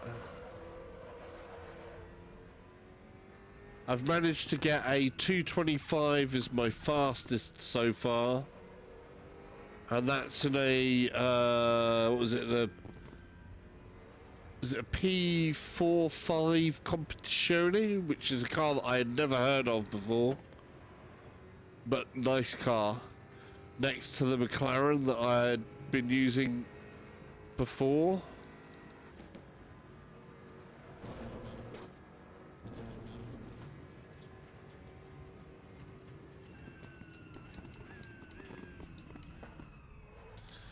So I found my break point now.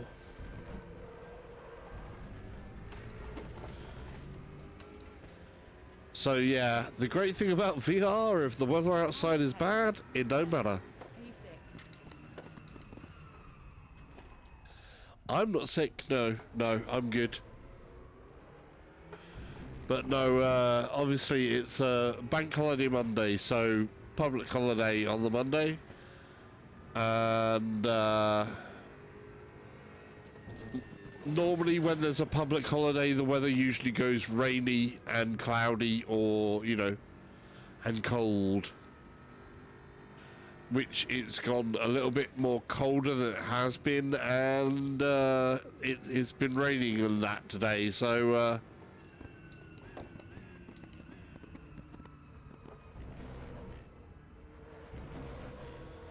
it's looking like the weather is going to be more typical of a bank holiday weekend, unlike the last one where it was nice and warm and we had a number of barbecues, which was rather cool.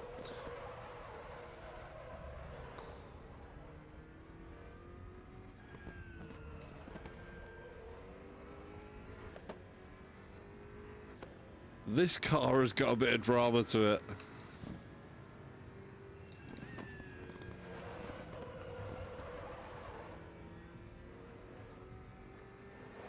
Alex Hale says, just had a few seconds of rain here. Well, as soon as I was,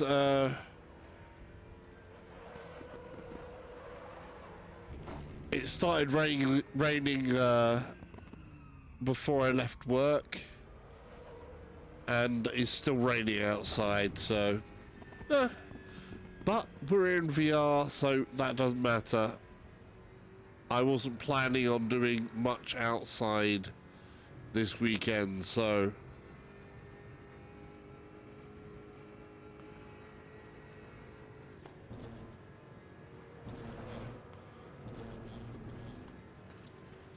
that's all good.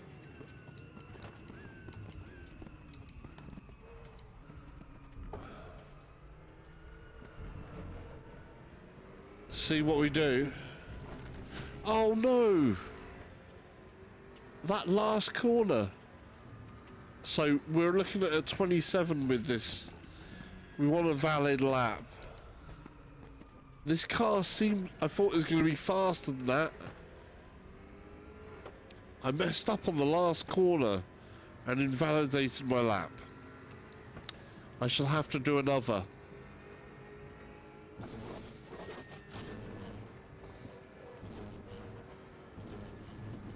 Oh, ho, ho. That was exciting.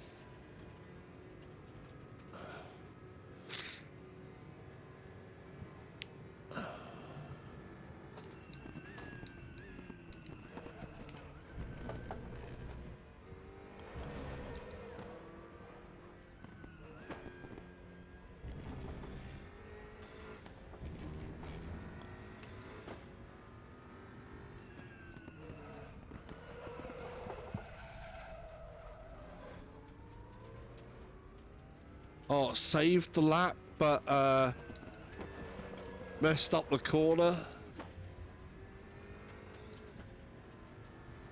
This car with its bangs.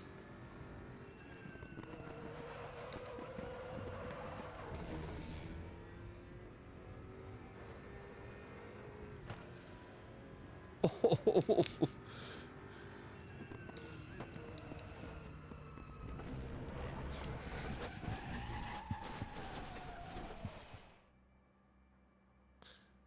Yeah, it's not happening with the BMW M6.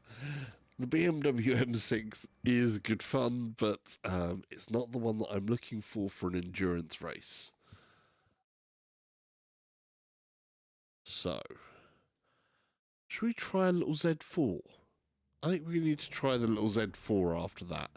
But that is a fun car to drive, no two ways about it. But, yeah. Not quite what I was looking for. So we'll try this Z4. And what livery should we go with? Alex Hale says, have you seen the new VR headset Value has brought out? I have seen the new headset that Valve has put the specs out for. I'm very tempted, but I really do need to save money to get my own place. So yeah, I am very very tempted by that headset. I'm actually more tempted by that headset than certainly the Oculus Rift S doesn't really come into the evaluation because I've got a Rift and I'm happy with where this is. So the Rift S isn't enough of a jump. The Oculus Quest is a different ballpark. It's something different. It's something else. I had said I was going to get one. I haven't actually pre-ordered one yet. There's something that's holding me back at the minute. There's two things that are holding me back from pre-ordering anything at the moment. And one of the things is that the Valve Index, the stats are looking really, really good, but price-wise is a bit of a bitter pill to swallow. Not too much, because I think it is a good price point for what they're offering. But the other side is there is also a steering wheel that I have seen that I really want to try out, because I'm enjoying sort of like the driving a good amount, and though this steering wheel has done amazing stuff for me, I do know the quality of what direct drives can do and things like that. And in a couple of months, Fanatec will be releasing their Podium Series F1. So it'll be the Podium F1 PS4 version. So PlayStation compatible, direct drive, with a proper full-on Formula style wheel, with the proper pedals, the dual clutch and everything, and that is really tempting to me at the moment with my current VR setup to have something physical in terms of the driving side there as well. So I am tempted in a number of ways. Let's go with this one. Let's see what the Z4 has to offer. So yeah, I think that, you know, that Valve has gone down a route that I like with their headset. They've also made it modular, so anybody who has modular parts already can actually just go, well, there's that bit. In terms of resolution, it's the same resolution as the Vive Pro, but and I've used the Vive Pro, and I have to say the Vive Pro is very impressive when it comes to resolution and sharpness, but they've also gone down the same route that in terms of using LCDs rather than OLEDs, which means you've got a full RGB configuration rather than a pentile configuration. So what you gain from having the RGB layout is much more reduction in screen door. So it's got two panels as well. So you're looking at two panels which are 1440p RGB setup. So they have a huge number in terms of subpixels. So the screen door is lessened, the fidelity will be much higher. They've got manual IPD in there. There's a lot of different things that they're doing that I like the sound of. So it's tempting me the most out of the current VR offerings. But that said, at the same time, Quest offers a lot of freedom. But I can't afford to go and spend out on everything. So I've kind of got to pick some battles here, and I'm not sure about which one is going to win out in the end. because, like I say, I have to save an amount because I need to keep certain goals for saving. So I can't overspend in one thing or another there. So it's a case of what's going to win out. I'm not 100% certain.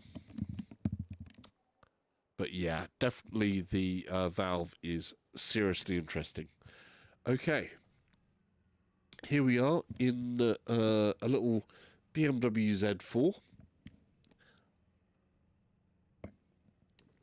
It's been a number of years since I was actually in a BMW Z4. The last time I was in a BMW Z4 would have been... Ooh, a long time ago. Hi again, buddy. How is practice going? Yeah, hi Mystics, how you doing, by the way? Welcome back to the stream. The practice is going well. Cedar says, Hey ho, everybody's coming in, yay! So yeah, it's going quite well. I've eliminated a number of cars. At the moment, the Competizione car in here is looking good. sounds like you have a lot of good options to choose from. Yeah, there is a lot of good options to choose from at the moment, Alex. Right, let's hear what this Z3 sounds like. So I can't actually remember the last time I was in a Z3. I think, so not Z3, Z4. In real life, that is. I think, Sage Cedar 2005, 2006. Run you over with that far. Sage Cedar says, Asterisk car. Okay. Yeah, no, the Z4, I think the last time I was actually in real life in a Z4 was about 2005 or 2006. I think, yeah. It must have been 2006. 2006, I think, yeah. Nice cars, actually, in real life. I enjoyed them.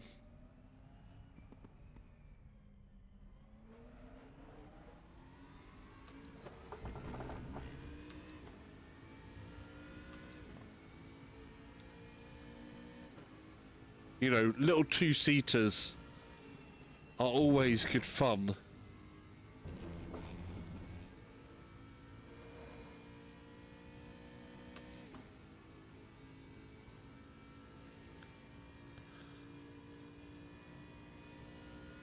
How's everybody's evening, though? My STX24 says, This car would be my second pick for this race, beaming face with smiling eyes. At the moment, I'm between the Competizione and my original pick, the McLaren. The Competizione may win out. The BMW M6 was great fun. Had fun with that. I do like the Porsche, but the understeer is a little bit much. The Corvette, lots of drama. Ooh, I messed up there. I was thinking too much about what I was saying rather than the track.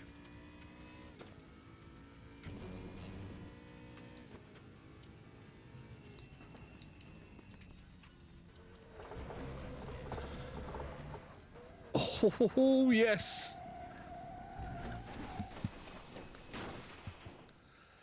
Oh, oh.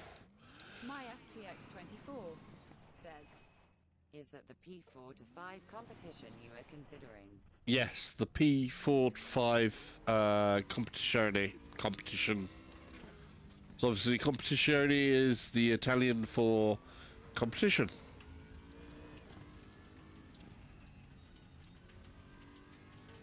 Yeah, I like that car. It's got a good mix of stuff. Manageable, but still can be pushed in ways that are interesting. Yeah.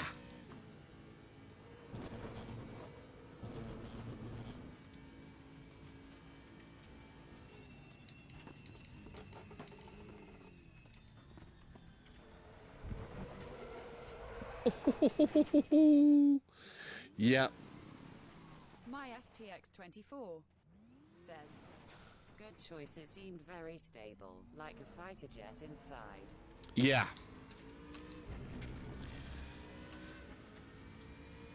Seems like a nice sort of thoroughbred Italian Tail says, race speaking car. of IRL cars, I saw this beautiful sports car that had a sexy rev. Would love to hear that again. Ha ha.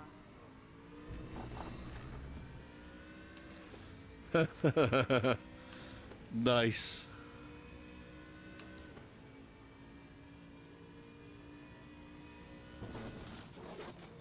See, the Z4 has a bit of a case of oversteer in the back there. So, gotta manage that a bit more. And it's very true in real life as well. You can certainly get it to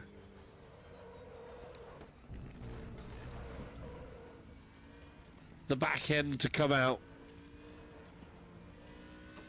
nicely at times, but it does mean that it can actually also spin out on you.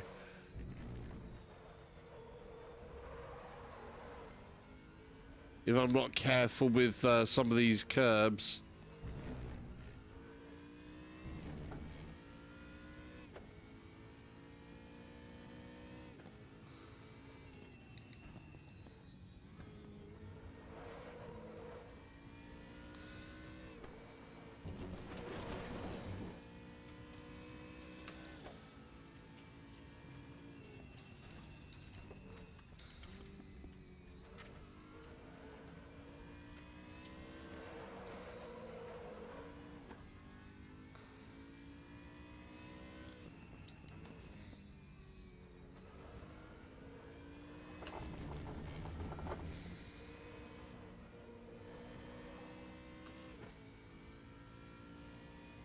It's a nice fun car, this.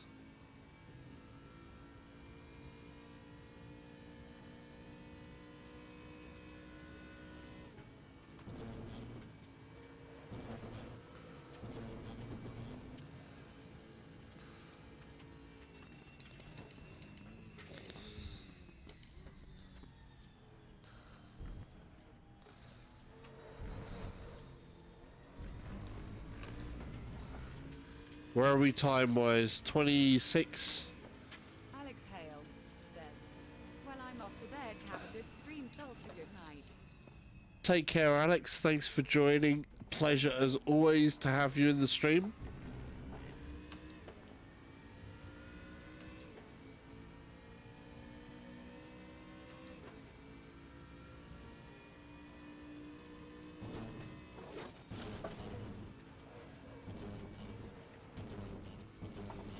Oh, I just stepped out of bounds there. That was feeling good though.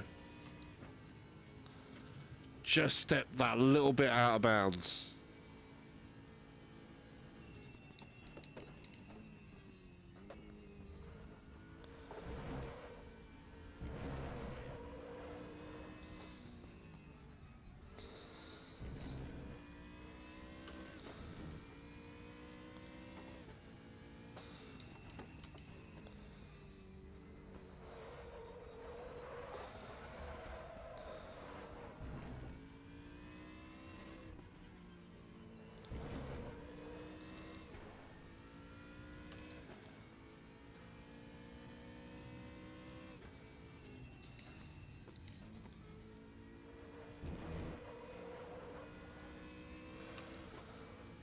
It is such a good track, this as well, actually. Spa, I think. Really good track, actually.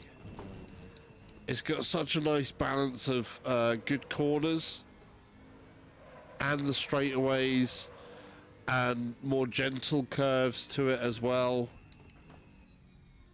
Really is a entertaining track. Plenty of places where you can mess up. plenty of places where if you get it right, it's going to feel really good.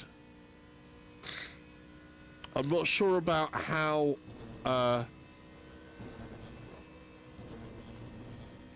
active I can be on some of the overtaking points though.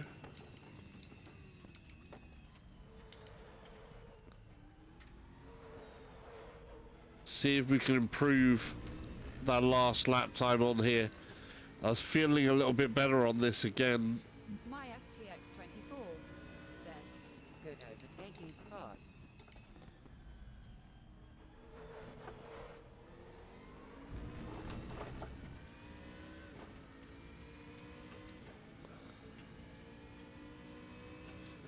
Right, I've got to be a little bit careful on here because I don't want to invalidate the lap again. That was in there. That was a little bit too safe. I wasn't enough on the edge there.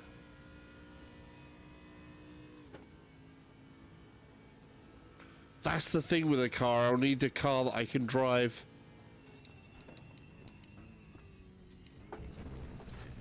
to its edge and feel comfortable about driving it near to that edge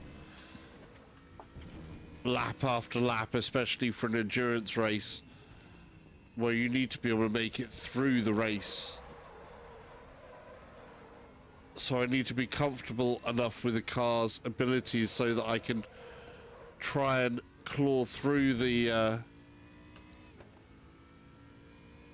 race in total, and where I can feel comfortable to try and push the edge of the car enough when I need to.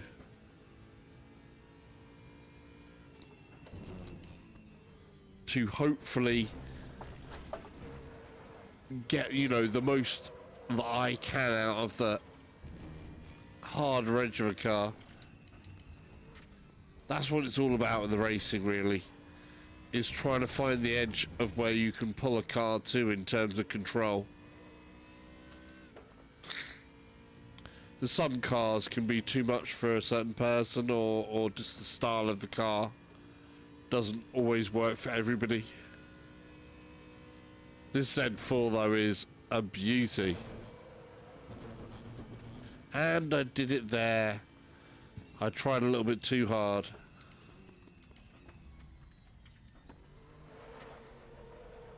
It's my STX24 says, The P45 is that car, I think. yeah. I think so. It's winning at the moment, but this is a really fun car.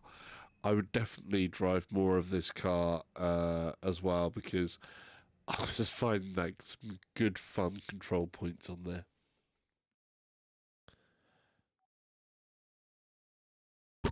Right, let's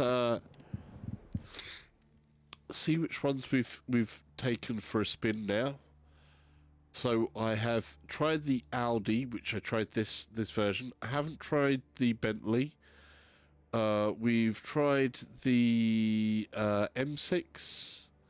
Haven't tried the B6. We've tried the Z4. We've tried not this C7. We actually tried the Z. Haven't tried a Mercedes or the Nissan. Though I know the Nissan, that can be a bit of a beast in itself. It's very squirrely. We need to try Mercedes out to give it a you know, to say that I've given it the right sort of thing. Out of the SLS or the AMG there, well, SLS. I don't know what's supposed to be better there. my STX24 says, C7 handles like P4 to 5. Okay. I'm going to try this Mercedes-Benz out, though. What my one should we go? STX24 says, Z06 is more loose. Yeah, I did find it was beastly. I did like that, though. Not too bad. I didn't think it was, like, you know, it certainly was an enjoyable experience, but I don't think, yeah, I don't think the Z06 was quite me for this track certainly, but I did find it as good fun. Right.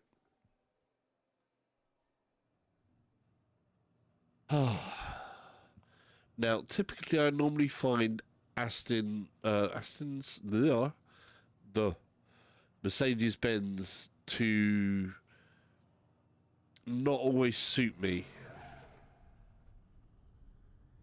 but we'll give this a try and see if that's going to be the case or not.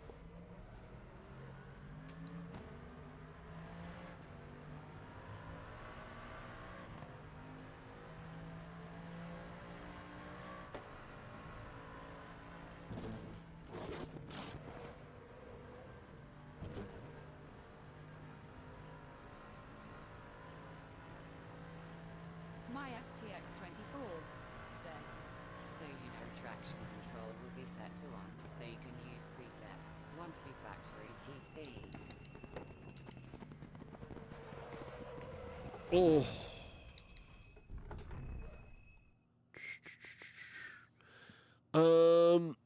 I mean, I can turn up and down, so there, but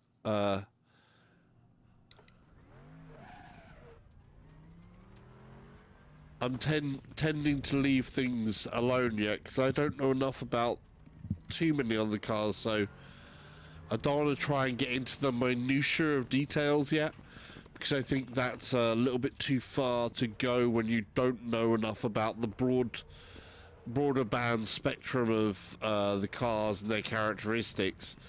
Trying to dial too much down into things ends up going where I go, and it becomes a little bit too much for me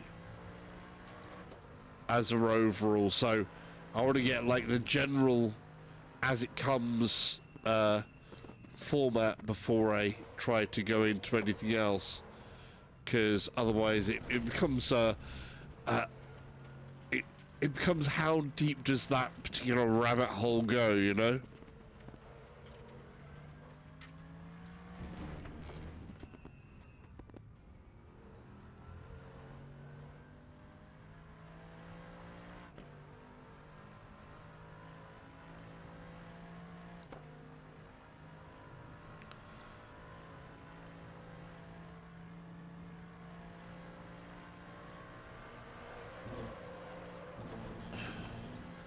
Yeah, I was expecting this to be a bit understeery.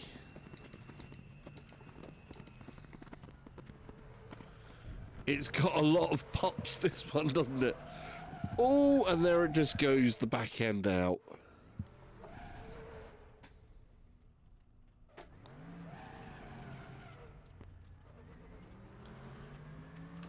I'll give it one more lap, this, but I'm not convinced by the Mercedes.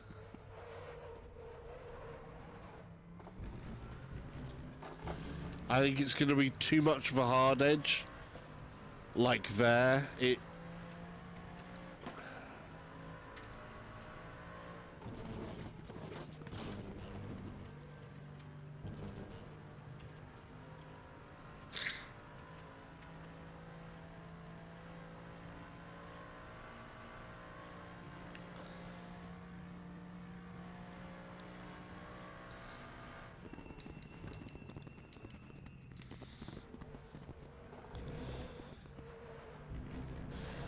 yeah, no. The Mercedes is not for me. my STX24 says, Lol, I feel the same way about the Mercedes. Yeah, that back end is like, it's a razor's edge. I think the back end on this, it's like, yeah, you're feeling it like it's going to understeer in different bits, and then that back end is just going to go whoosh, out from under you. That's not me. The Mercedes is not for me. Not feeling it. And like I say, I generally speaking, don't usually feel great about Mercedes anyway.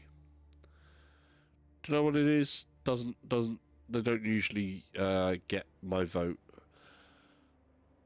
Right, let's give that Corvette C7 a try. We're gonna go with the red.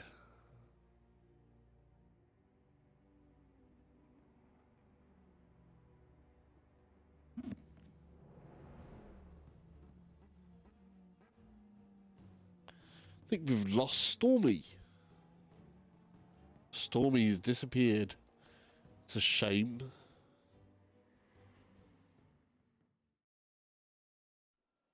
Right.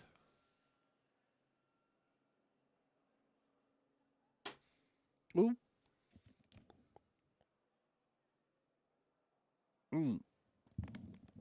Okay. I did it again. I've started on the OKs. Anybody who's playing the OK drinking game, you need to take a shot. Says, just me here, I think. Yeah, I apparently have somebody over on the Twitch side. There may be a bot. Hopefully the Twitch side is fixed. People were having problems viewing the Twitch side earlier, so I hope it's fixed out. I need to find out what's going on there, though, properly. Right. Ooh. Let's hear this bit of American muscle, shall we?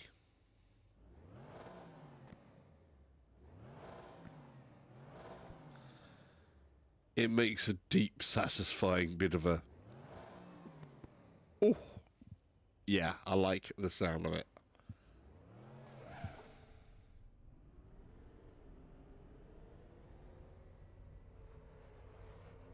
My STX24 says, This car has loads of downforce.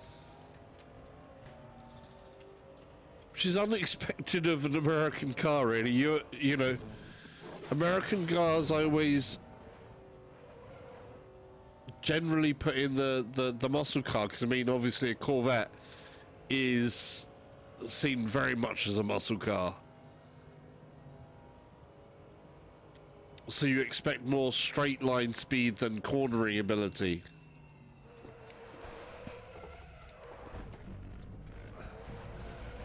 Oh.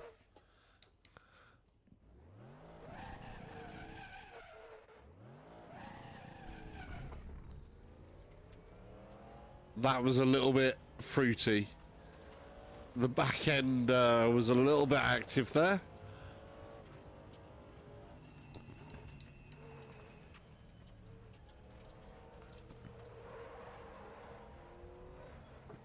my STX24 says, Lol, I know that I've driven some oldies here, 65 Oldsmobile 442 and a 77 Trans Am.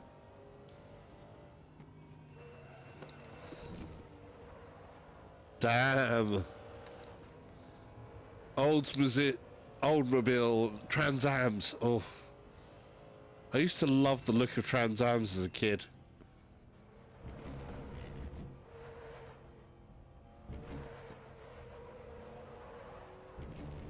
Definitely loved the look of Trans Ams as a kid. Too much Smokey and the Bandit.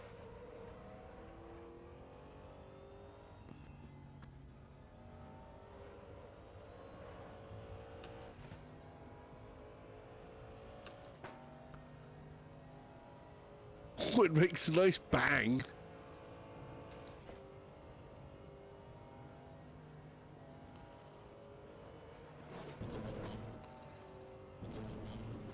Oh, a speed, nice. Says, my dad had the Smokey and the Bandit car bird and all.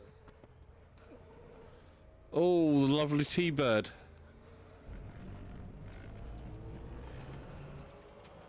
my STX24 Nice. says, It will bury the 150 miles per hour speedo.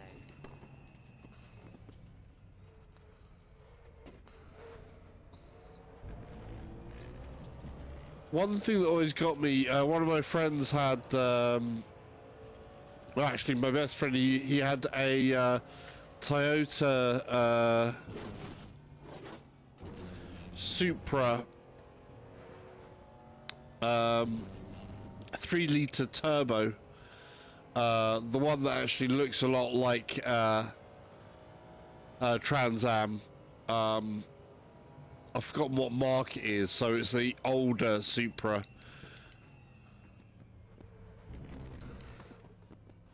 And I drove that, an amazing car. Very, very silly though, in terms of when you put your foot on the gas pedal, it felt like the steering wheel was pulling away from you as the thing pushed you back into the seat. And you could actually see the fuel gauge going down with your foot on the accelerator.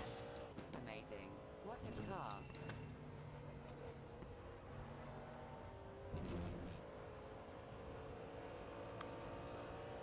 Oh.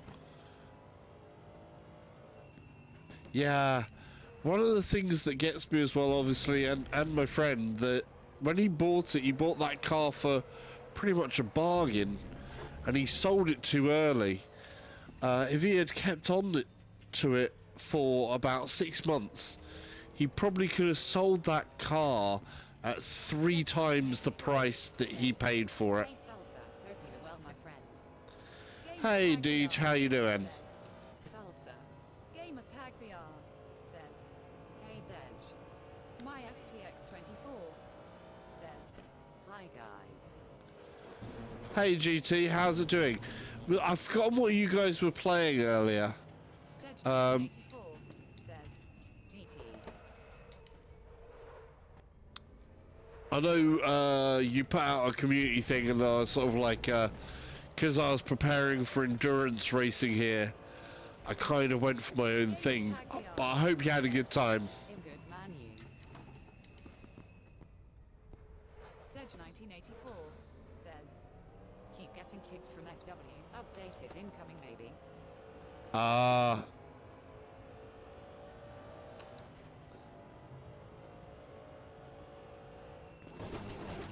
Gamer tag VR says, Possibly. Firewall. tag VR says, Yeah, it was good, thank you. Gamer tag VR Cool. says, How are you doing? I'm doing okay. I'm exploring the different cars to see if my choice was the right. Series then Salsa. I'm hopefully be able to do that. So I'll be doing. No, this isn't Gran Turismo Sport. This is RaceRoom. So the 3D 3 dudes Discord server is running a nice little friendly endurance race. So there'll be practice, qualifying, followed by 2 one-hour races, all on Spa. So as I just got the content on Sunday, I'm prepping to try and join in with that, and hopefully I shall be able to.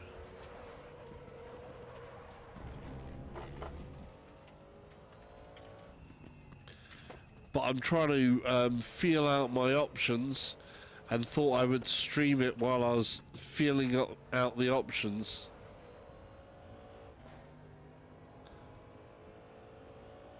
Ah, this Corvette is nice, you're quite right. says, How's the new PC doing? Dej 1984 says, cool man. Holding out well. My STX24 says, Anyone can come join the race. Dej 1984 says, Oh, Looks less intense than the last car. I messed up there at the end though. Yeah, we have pit stops in this as well, so it's quite a lot to work out if you've...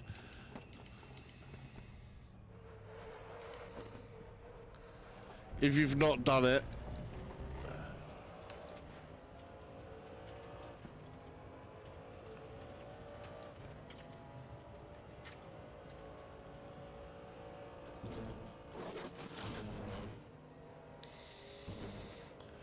Oh, that's satisfying.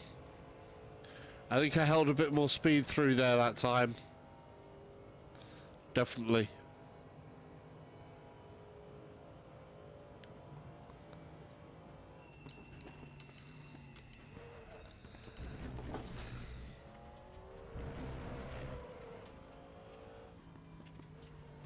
Yeah, this is a satisfying car. I can see why a few people have taken it.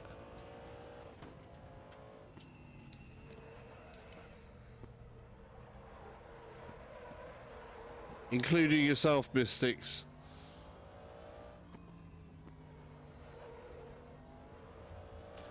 Definitely a satisfying car. Oh, in case you're wondering, there is a link to the 3D 3 Dudes Discord server in the description down below if you want to join any of the community race events and stuff. You can obviously go in there, introduce yourself, and see about joining in. My STX24 says it's very consistent. It is, definitely. It balances nicely. There's a good amount of balancing this with the on the throttle. I do like that, you know, you can balance the rear end of this car out quite well, I think, on the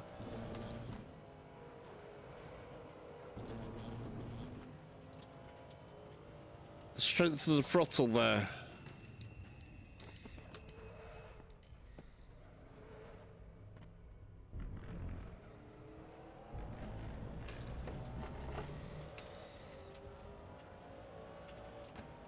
We're in the 26. We have another contender.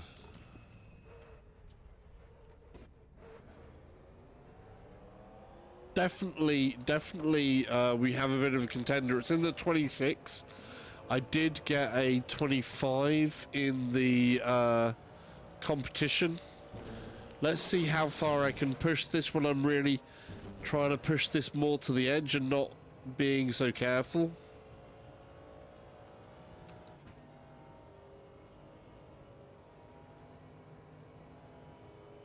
How did the rest of your nights go on the multiplayer goodness over on the PSVR side? Apart from obviously some server issues, it sounds.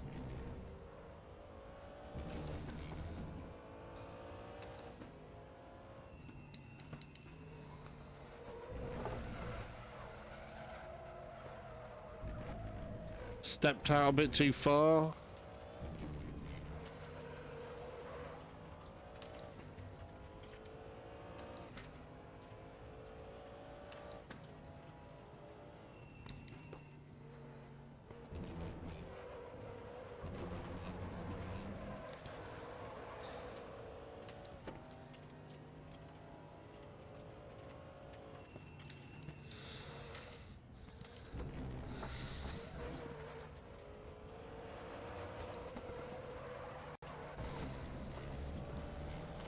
Oh ho ho!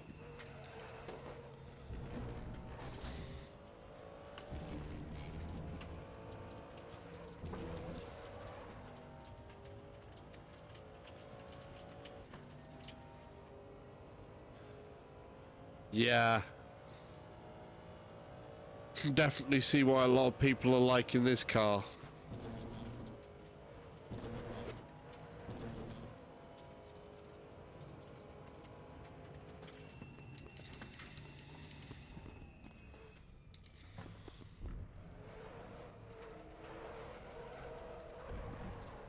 It's a good fun car.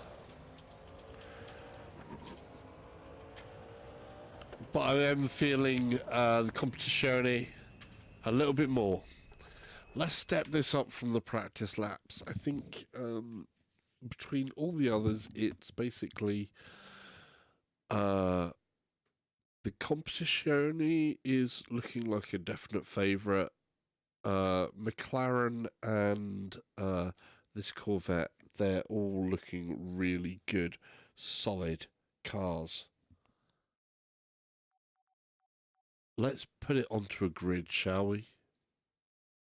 I want to try the Competizione out with a grid of cars. We'll go into our single event. We've got everything set up the same as it was last night. So this is basically race conditions. I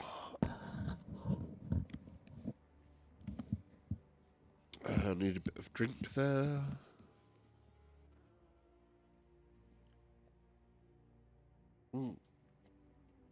Right.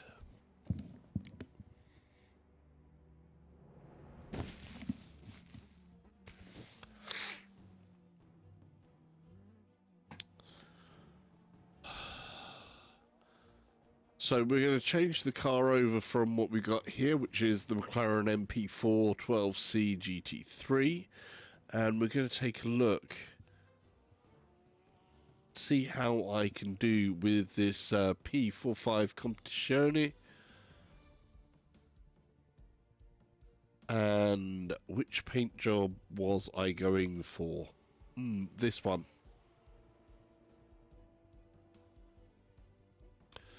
For no particular reason other than I think it looks quite good in the black and orange.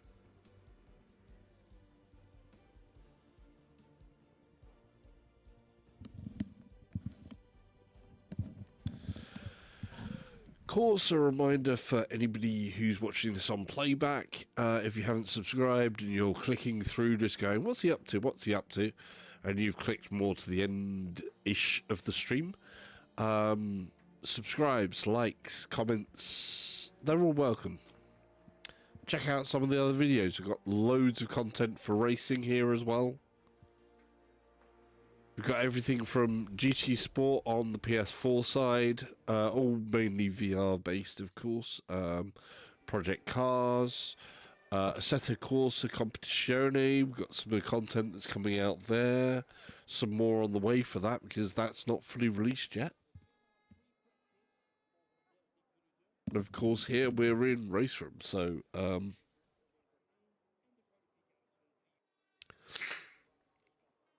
right.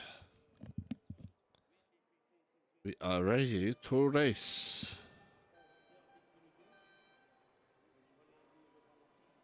Go.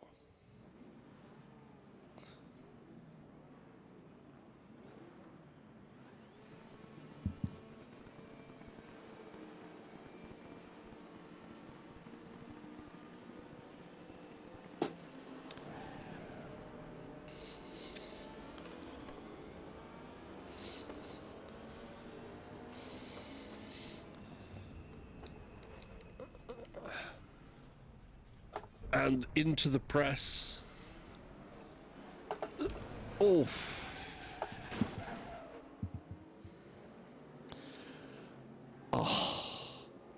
I was just about to say how good the visual is from there. Oh, but wow, they get so aggressive. Catch a bit of a bang on the side and you're done. We're running the AI at 95 at the minute.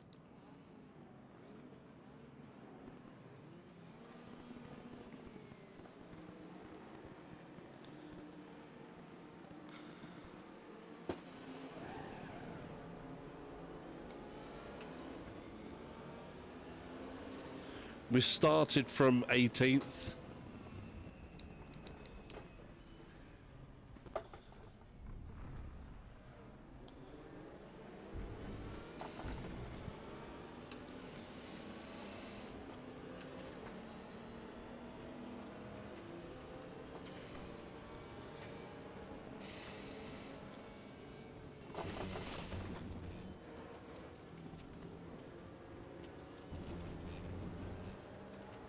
This first sort of corners are hell when you've got this amount of people on the track.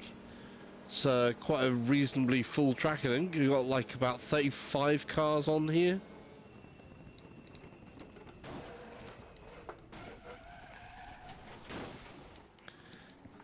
That was annoying. They slowed down a lot more than I was expecting before that corner, a lot more than I would. And that, of course, then costs me a lot. So I've gone from the start at 18th to 28th. Because we stepped into the back of them there. There's certain corners where the AI just does not seem to be as good.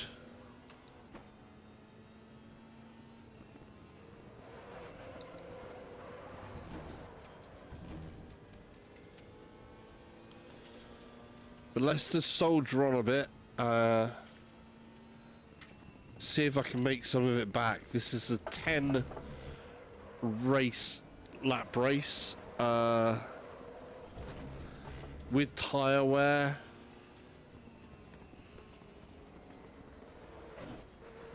Oh, wow.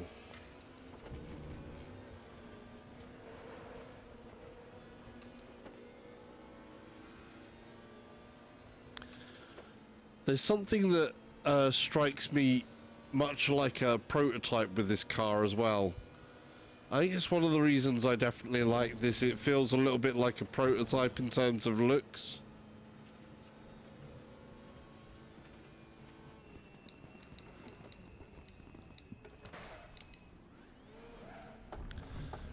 Stuffed at the back.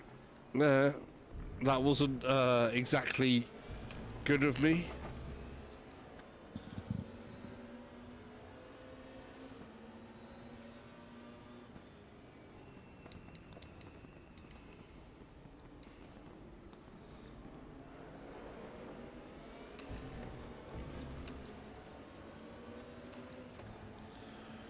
See if we can get through this mess.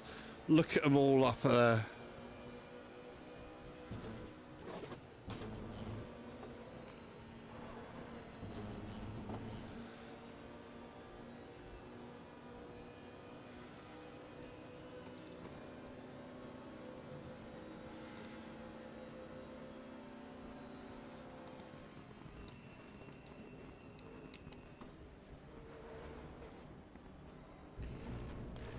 Someone in beside me there.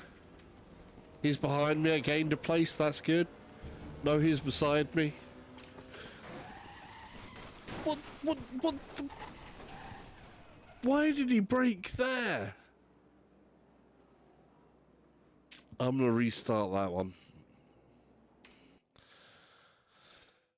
I have no idea why they broke there. That was a random place for the AI to break there. There was no need for him to break there. It's like I'm in behind him just.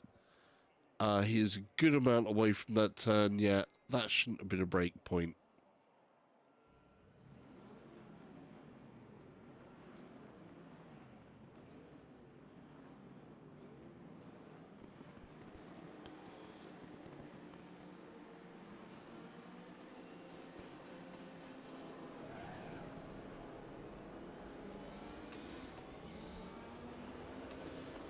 That wasn't the best of starts. Oh, I've just been pressed in there. McLaren just pushing me in there.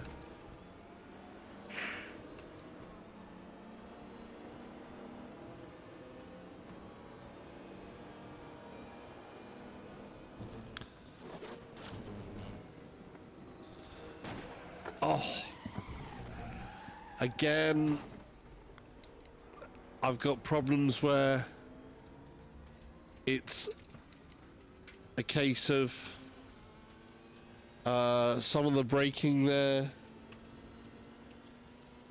in there, and they just broke so sharp there, and there's nothing I could do. That's how I feel. Maybe I'm wrong, but that felt like completely off to me.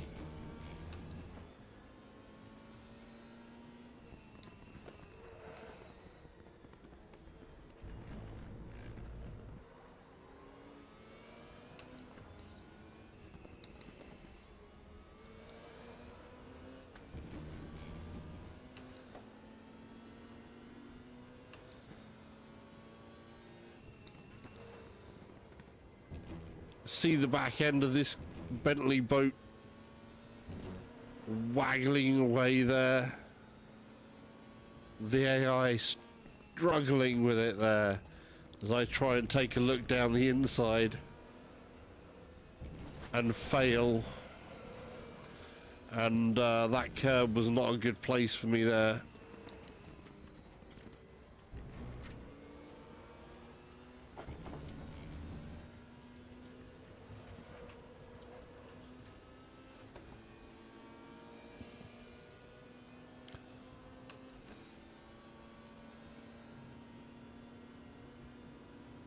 Don't know what type of line he was trying for there, but I don't feel it was the best for him.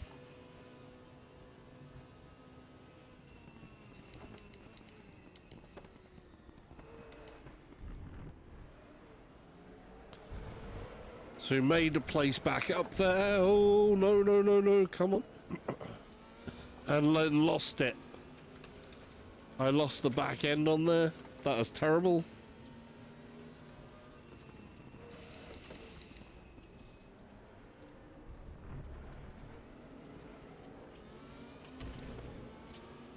So 29th out of 36.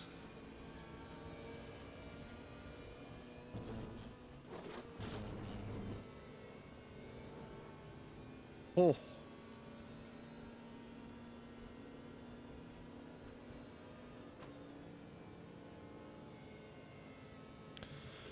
$244 kilometers per hour.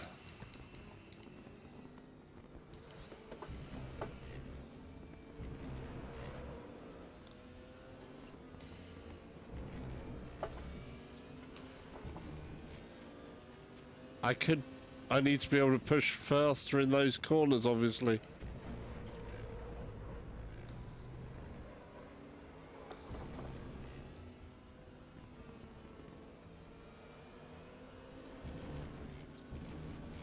And that's invalidating my lap time again.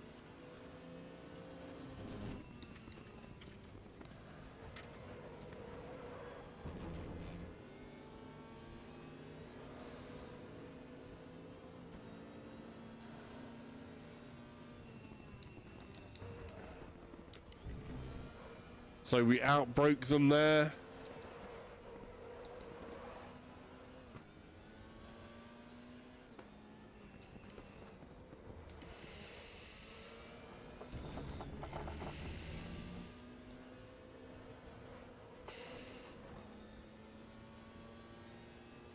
We're doing okay.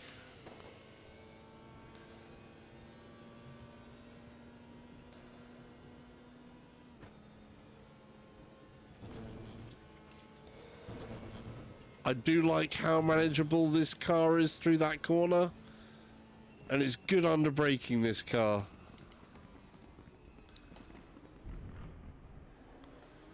I just got to watch what I do here. That is better.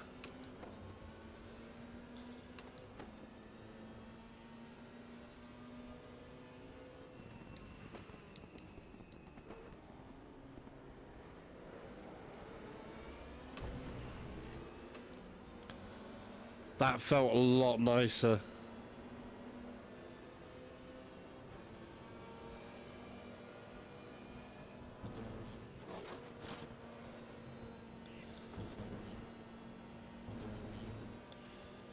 Okay.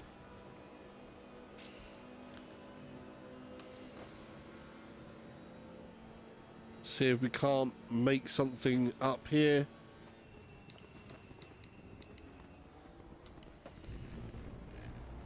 Yeah, we've made a couple of places there. That was good. That was very good.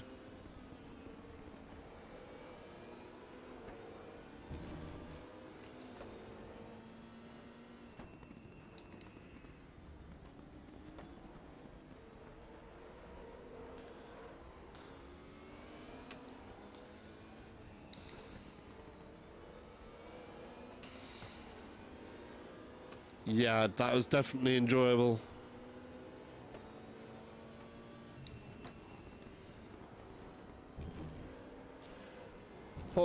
this is exciting.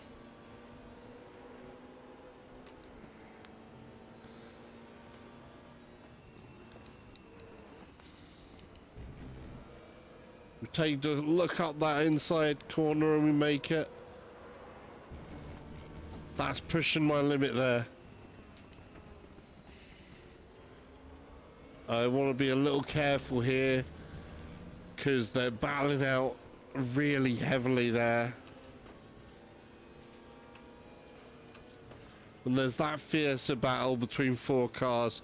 I don't want to be caught up and then end up losing it in a battle there.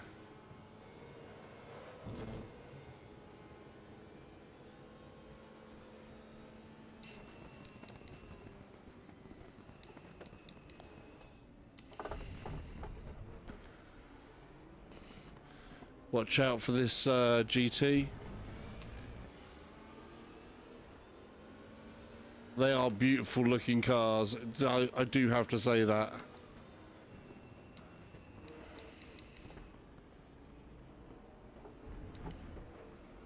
I do greatly admire the looks of the Ford GTs.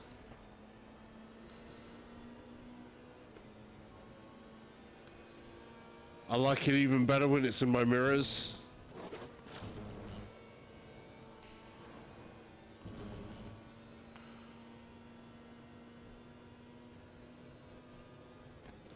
I am definitely feeling this car.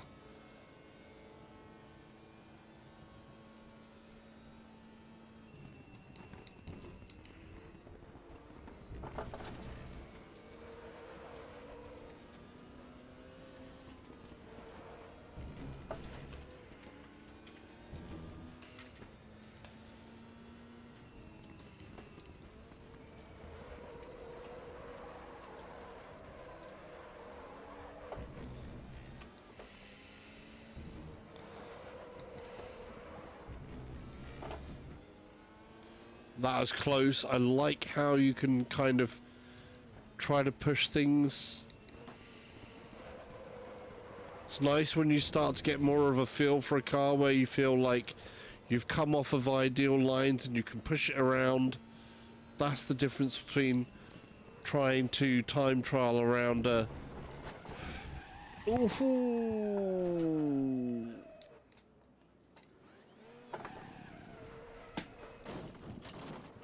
Oops. Bit off more than I should chew there. I was getting too confident. I was just...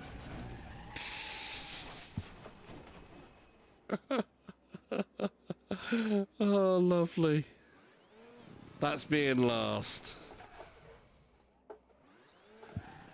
I was trying to say I do like it when you can find that edge and, you know, keep it there for a good bit.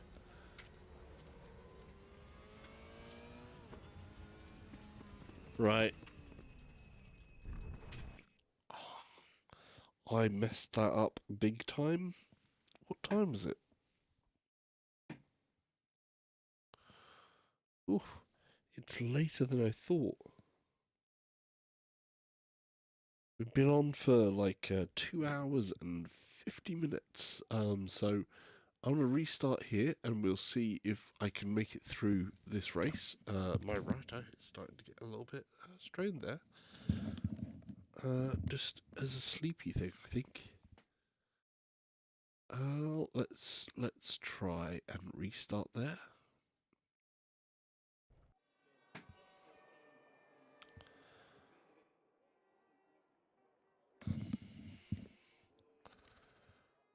Okay, here we go. Race continue. We are ready to race.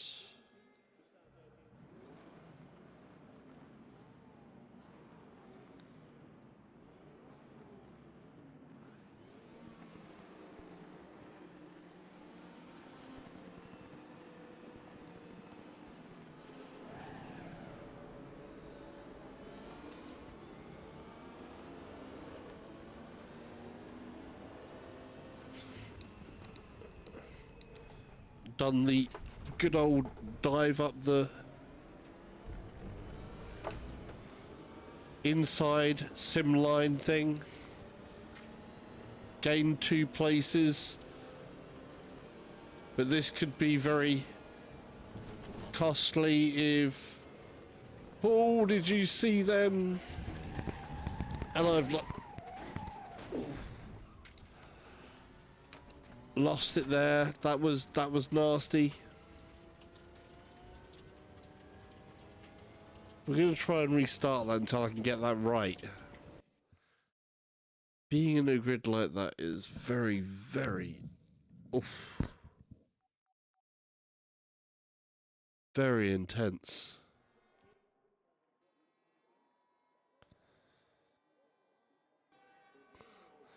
Starting to feel the heat up in here, I tell you. Alright.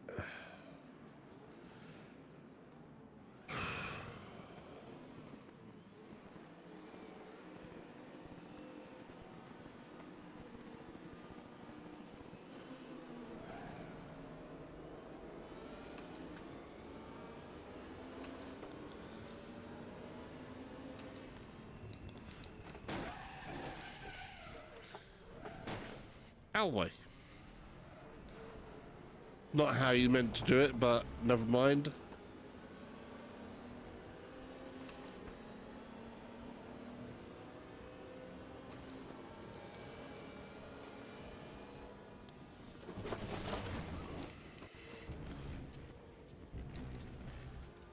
Glad to see I'm not the only one that has some serious problems there.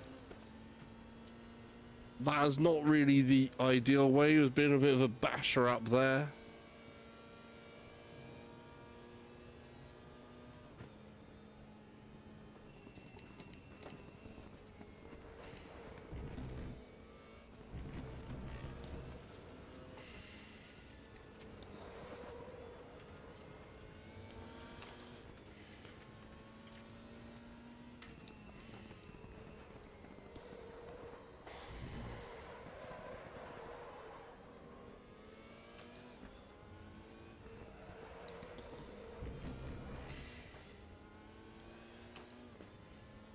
I do tend to drop down to second there. I think I should actually be able to keep it more into third there, really. If I can find that right line and the right balance point in the throttle to carry more speed in through it.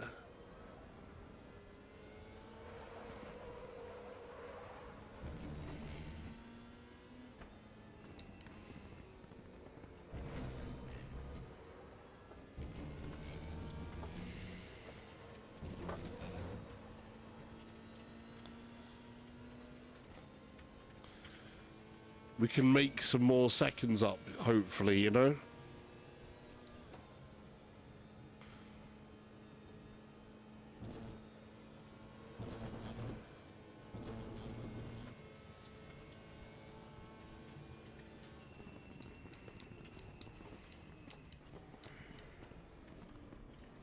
Drunk gamer says, pretty eyes.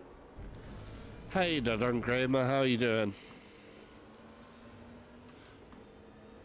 As you can see, I'm back here in RaceRoom again. We're trying out some different cars and stuff.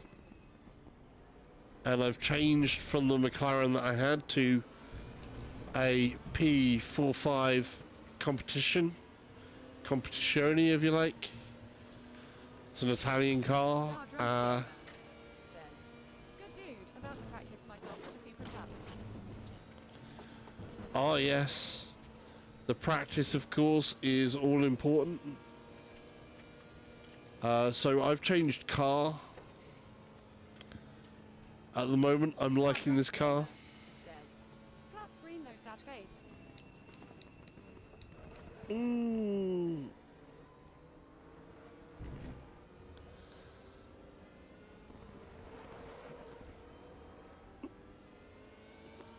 Yeah, I know. Drunk gamer says, tomorrow is the big race. Haha. Oh, good luck for it, man. Mine isn't until Sunday.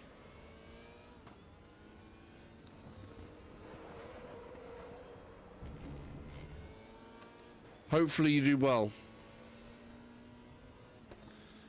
think consistency is usually the way to go. I messed up there. Oh, thanks. Good luck with yours as well, dude. Yeah. I'm just trying to get my consistency up a bit. We've gone from 18th to 8th.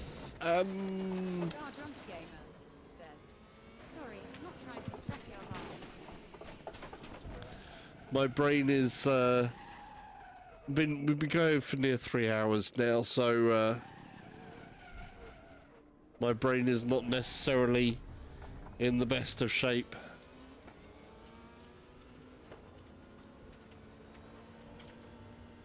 So we're back in 16th again. That's okay.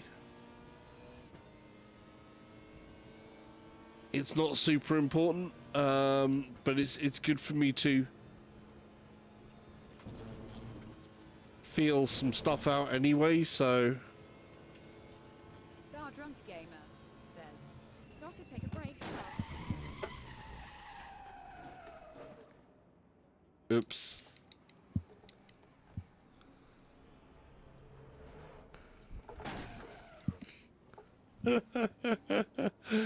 Such a shame. Okay. I'm going to have one last go while you're here. Hopefully you've had a good day. Let me catch up on stuff here. Gamer says, it's so hard to stop playing though, haha. Yeah, it certainly is.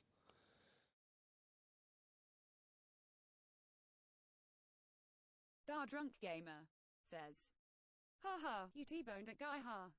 Yeah. Fortunately, it's just AI, so we don't feel bad about wrecking AI as much. If it was real life players, then that would be just really not good.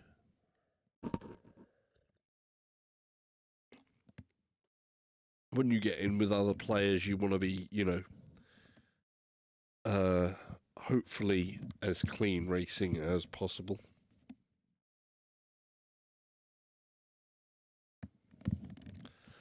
Okay, let's we're gonna restart it. Now you can see the mess that this starts from, because obviously this is a grid of 36 cars total.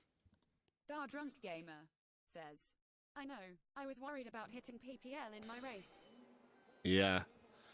I mean, look at this grid. This is a proper full grid. There's 36 cars in total.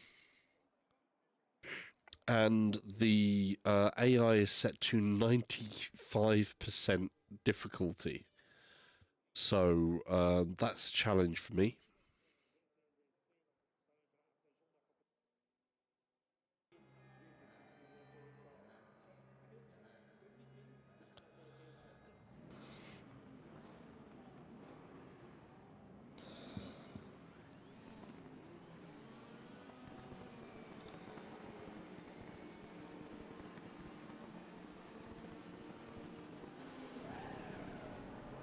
That's a good enough start, I think.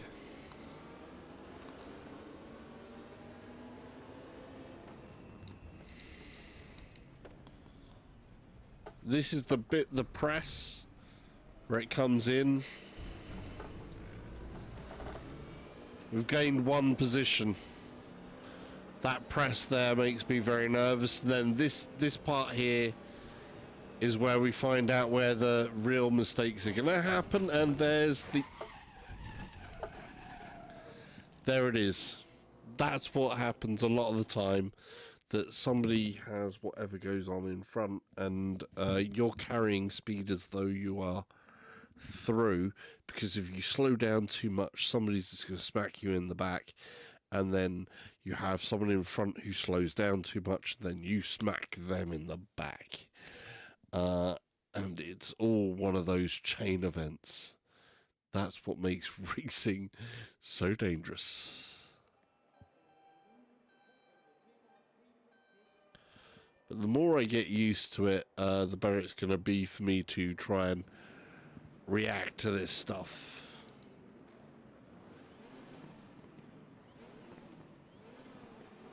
Our drunk gamer says, rubbing me when racing one thing is fine, but hitting from behind pisses me off. Oh, I messed my start up.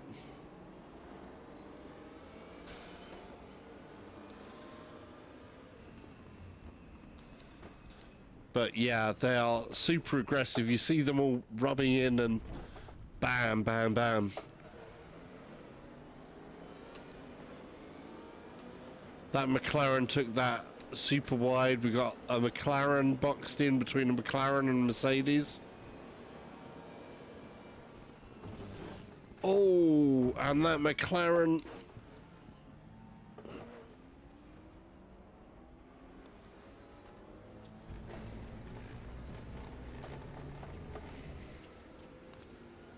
Okay. Dar Drunk Gamer says, that's what y'all want though. That's how people race in real life. Yeah.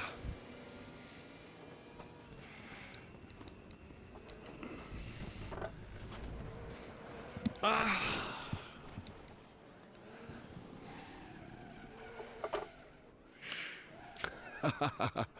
I'm losing it. Hang on a second.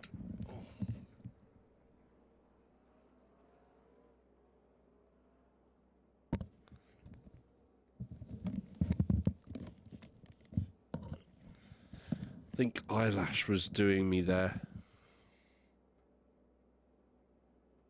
Right. You saw the not so pretty eyes there. Oh, I meant restart. That corner is my nemesis. If you can get through that corner clean, the rest of it's, you know, all on you, as it were. But oh, it takes some real luck.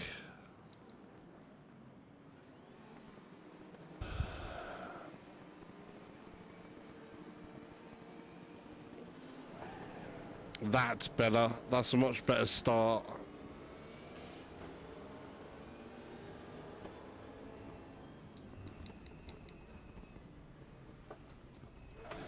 There's the press again.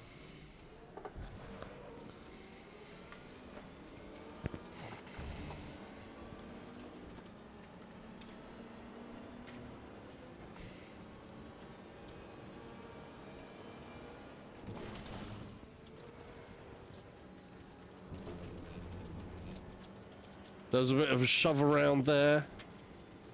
We got to go on my right there.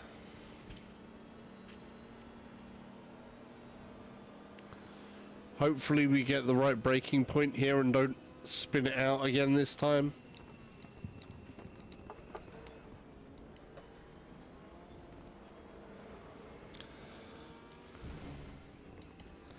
That BMW. Oh, somebody hit the back right side of me.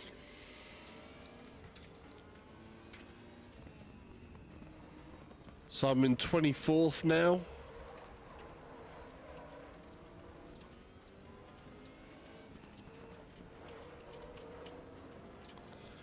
So yeah, someone just hit that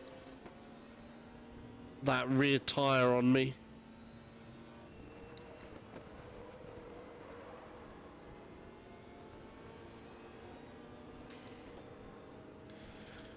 Deadly driving sometimes, some of this.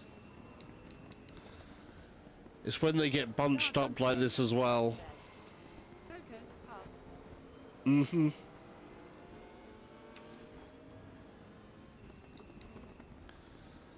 Sneaky peek down the inside here. No, I couldn't make it stick. I was hoping to make something stick here. I might be able to gain a place or two on the next one.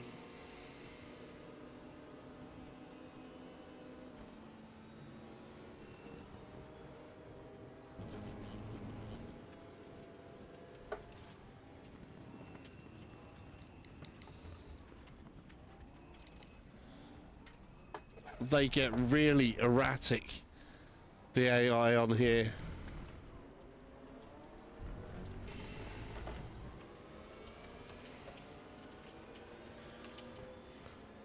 Still very much a bunched up crowd.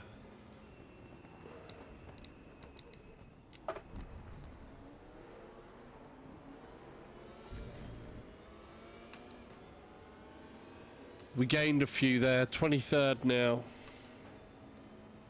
We've got a bit of clean air here.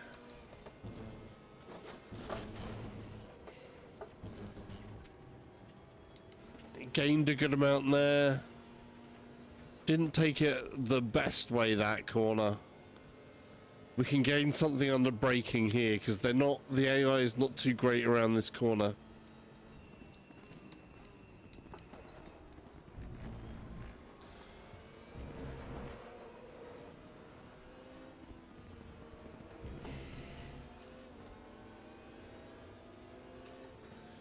We gained a reasonable amount there.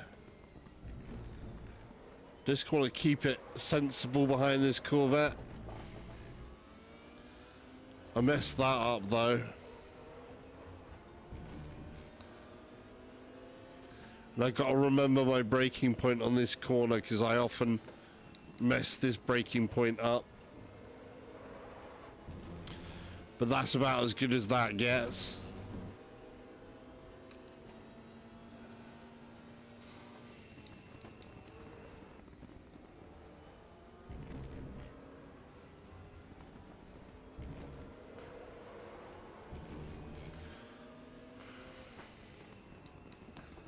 Oh, ho, ho. He almost lobbed the nose off me there. I just put my nose out there and he was like, no, no, no. Smell my behind.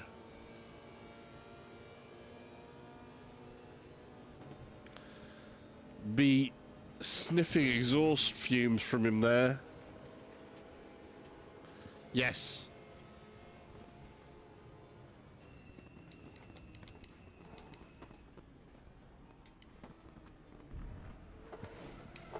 Oh, you nasty person. Someone pushed me again.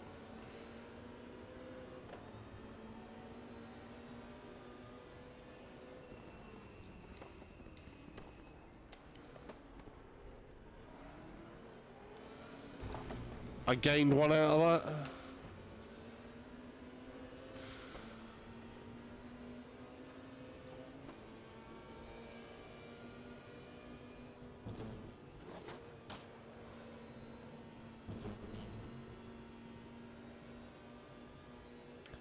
We can outdo this Corvette in the corner, but he's got the inside line.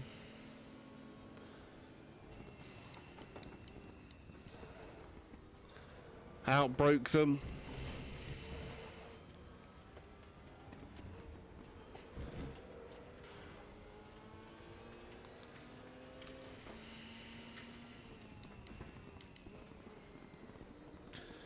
So, gained a couple of places, now in behind a Ford GT.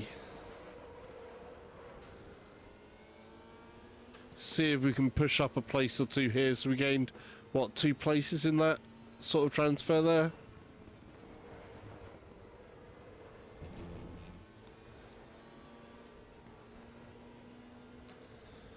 We should possibly be able to gain something there. Yeah, we did.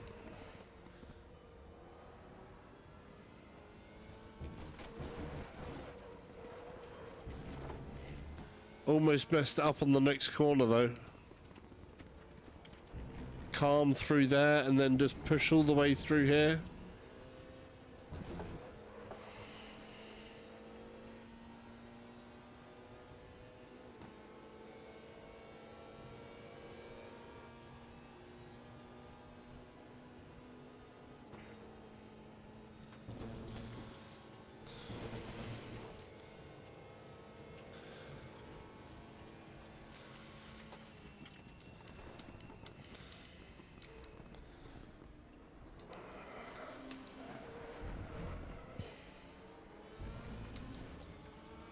I almost messed that up big time. If I had done better there, that would have been like a 24. That would have been my best lap, really.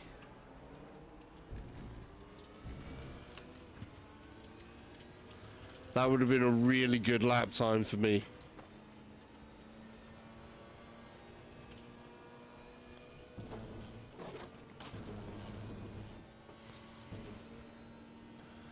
That's nice and manageable. I do like this car. It's so calm as a car. We're almost back to my starting place of 18th.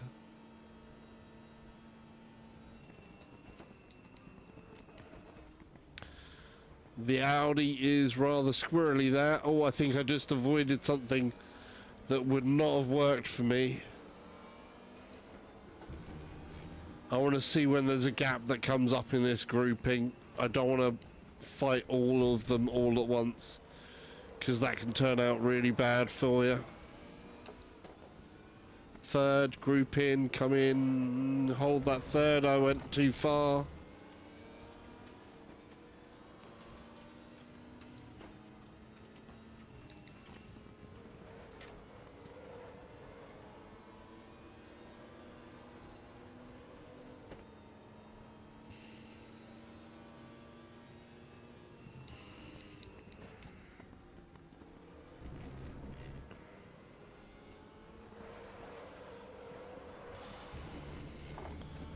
That's right on the edge.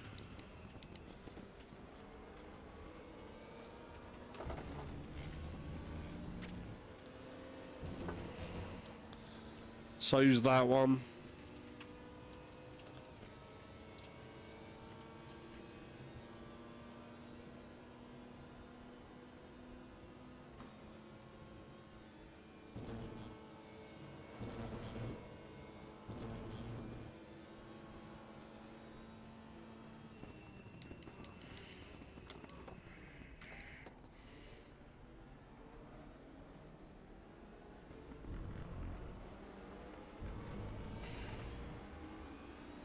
That was good. Considering the mistakes that was made, that was a pretty good go there.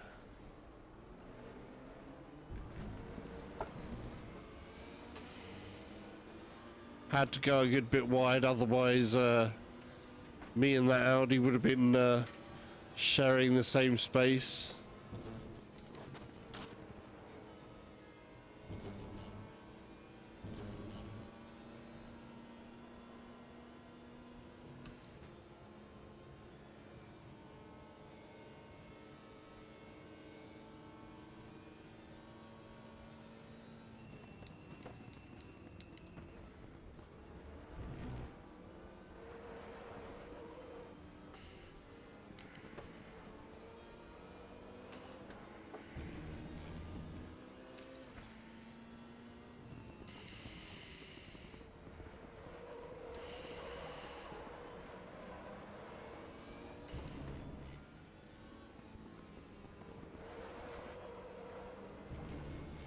Trying to keep as close to these as possible, because I need to make it up in another corner here.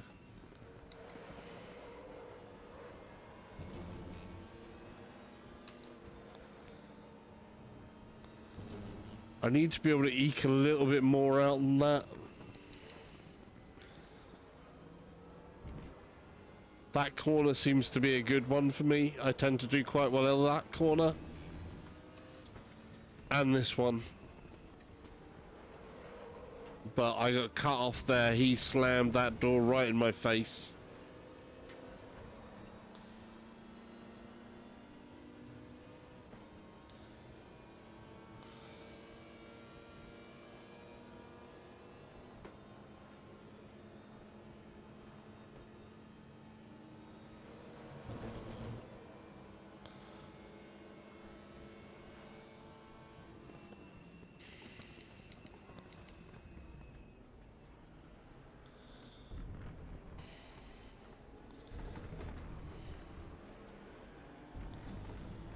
Oh no. Disaster.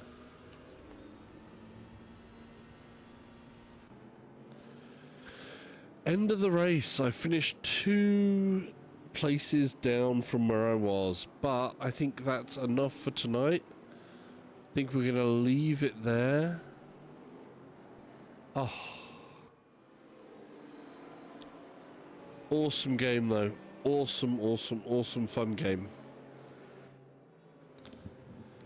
The racing really does feel good in this. The force feedback's feeling good. The cars are looking good. It's very convincing when you're driving this.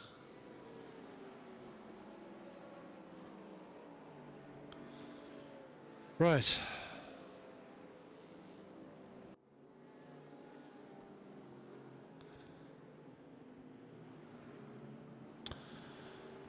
Thank you everybody who's joined in tonight. You've had some great people in here. We've got Mystics, we've had Deej, we've had Gamertag, we've got Dardrank Gamer, we've had RVR Closet. How can we forget Stormy? Stormy's been here. Sage Cedar as well. It's been a really, really good, fun one for me.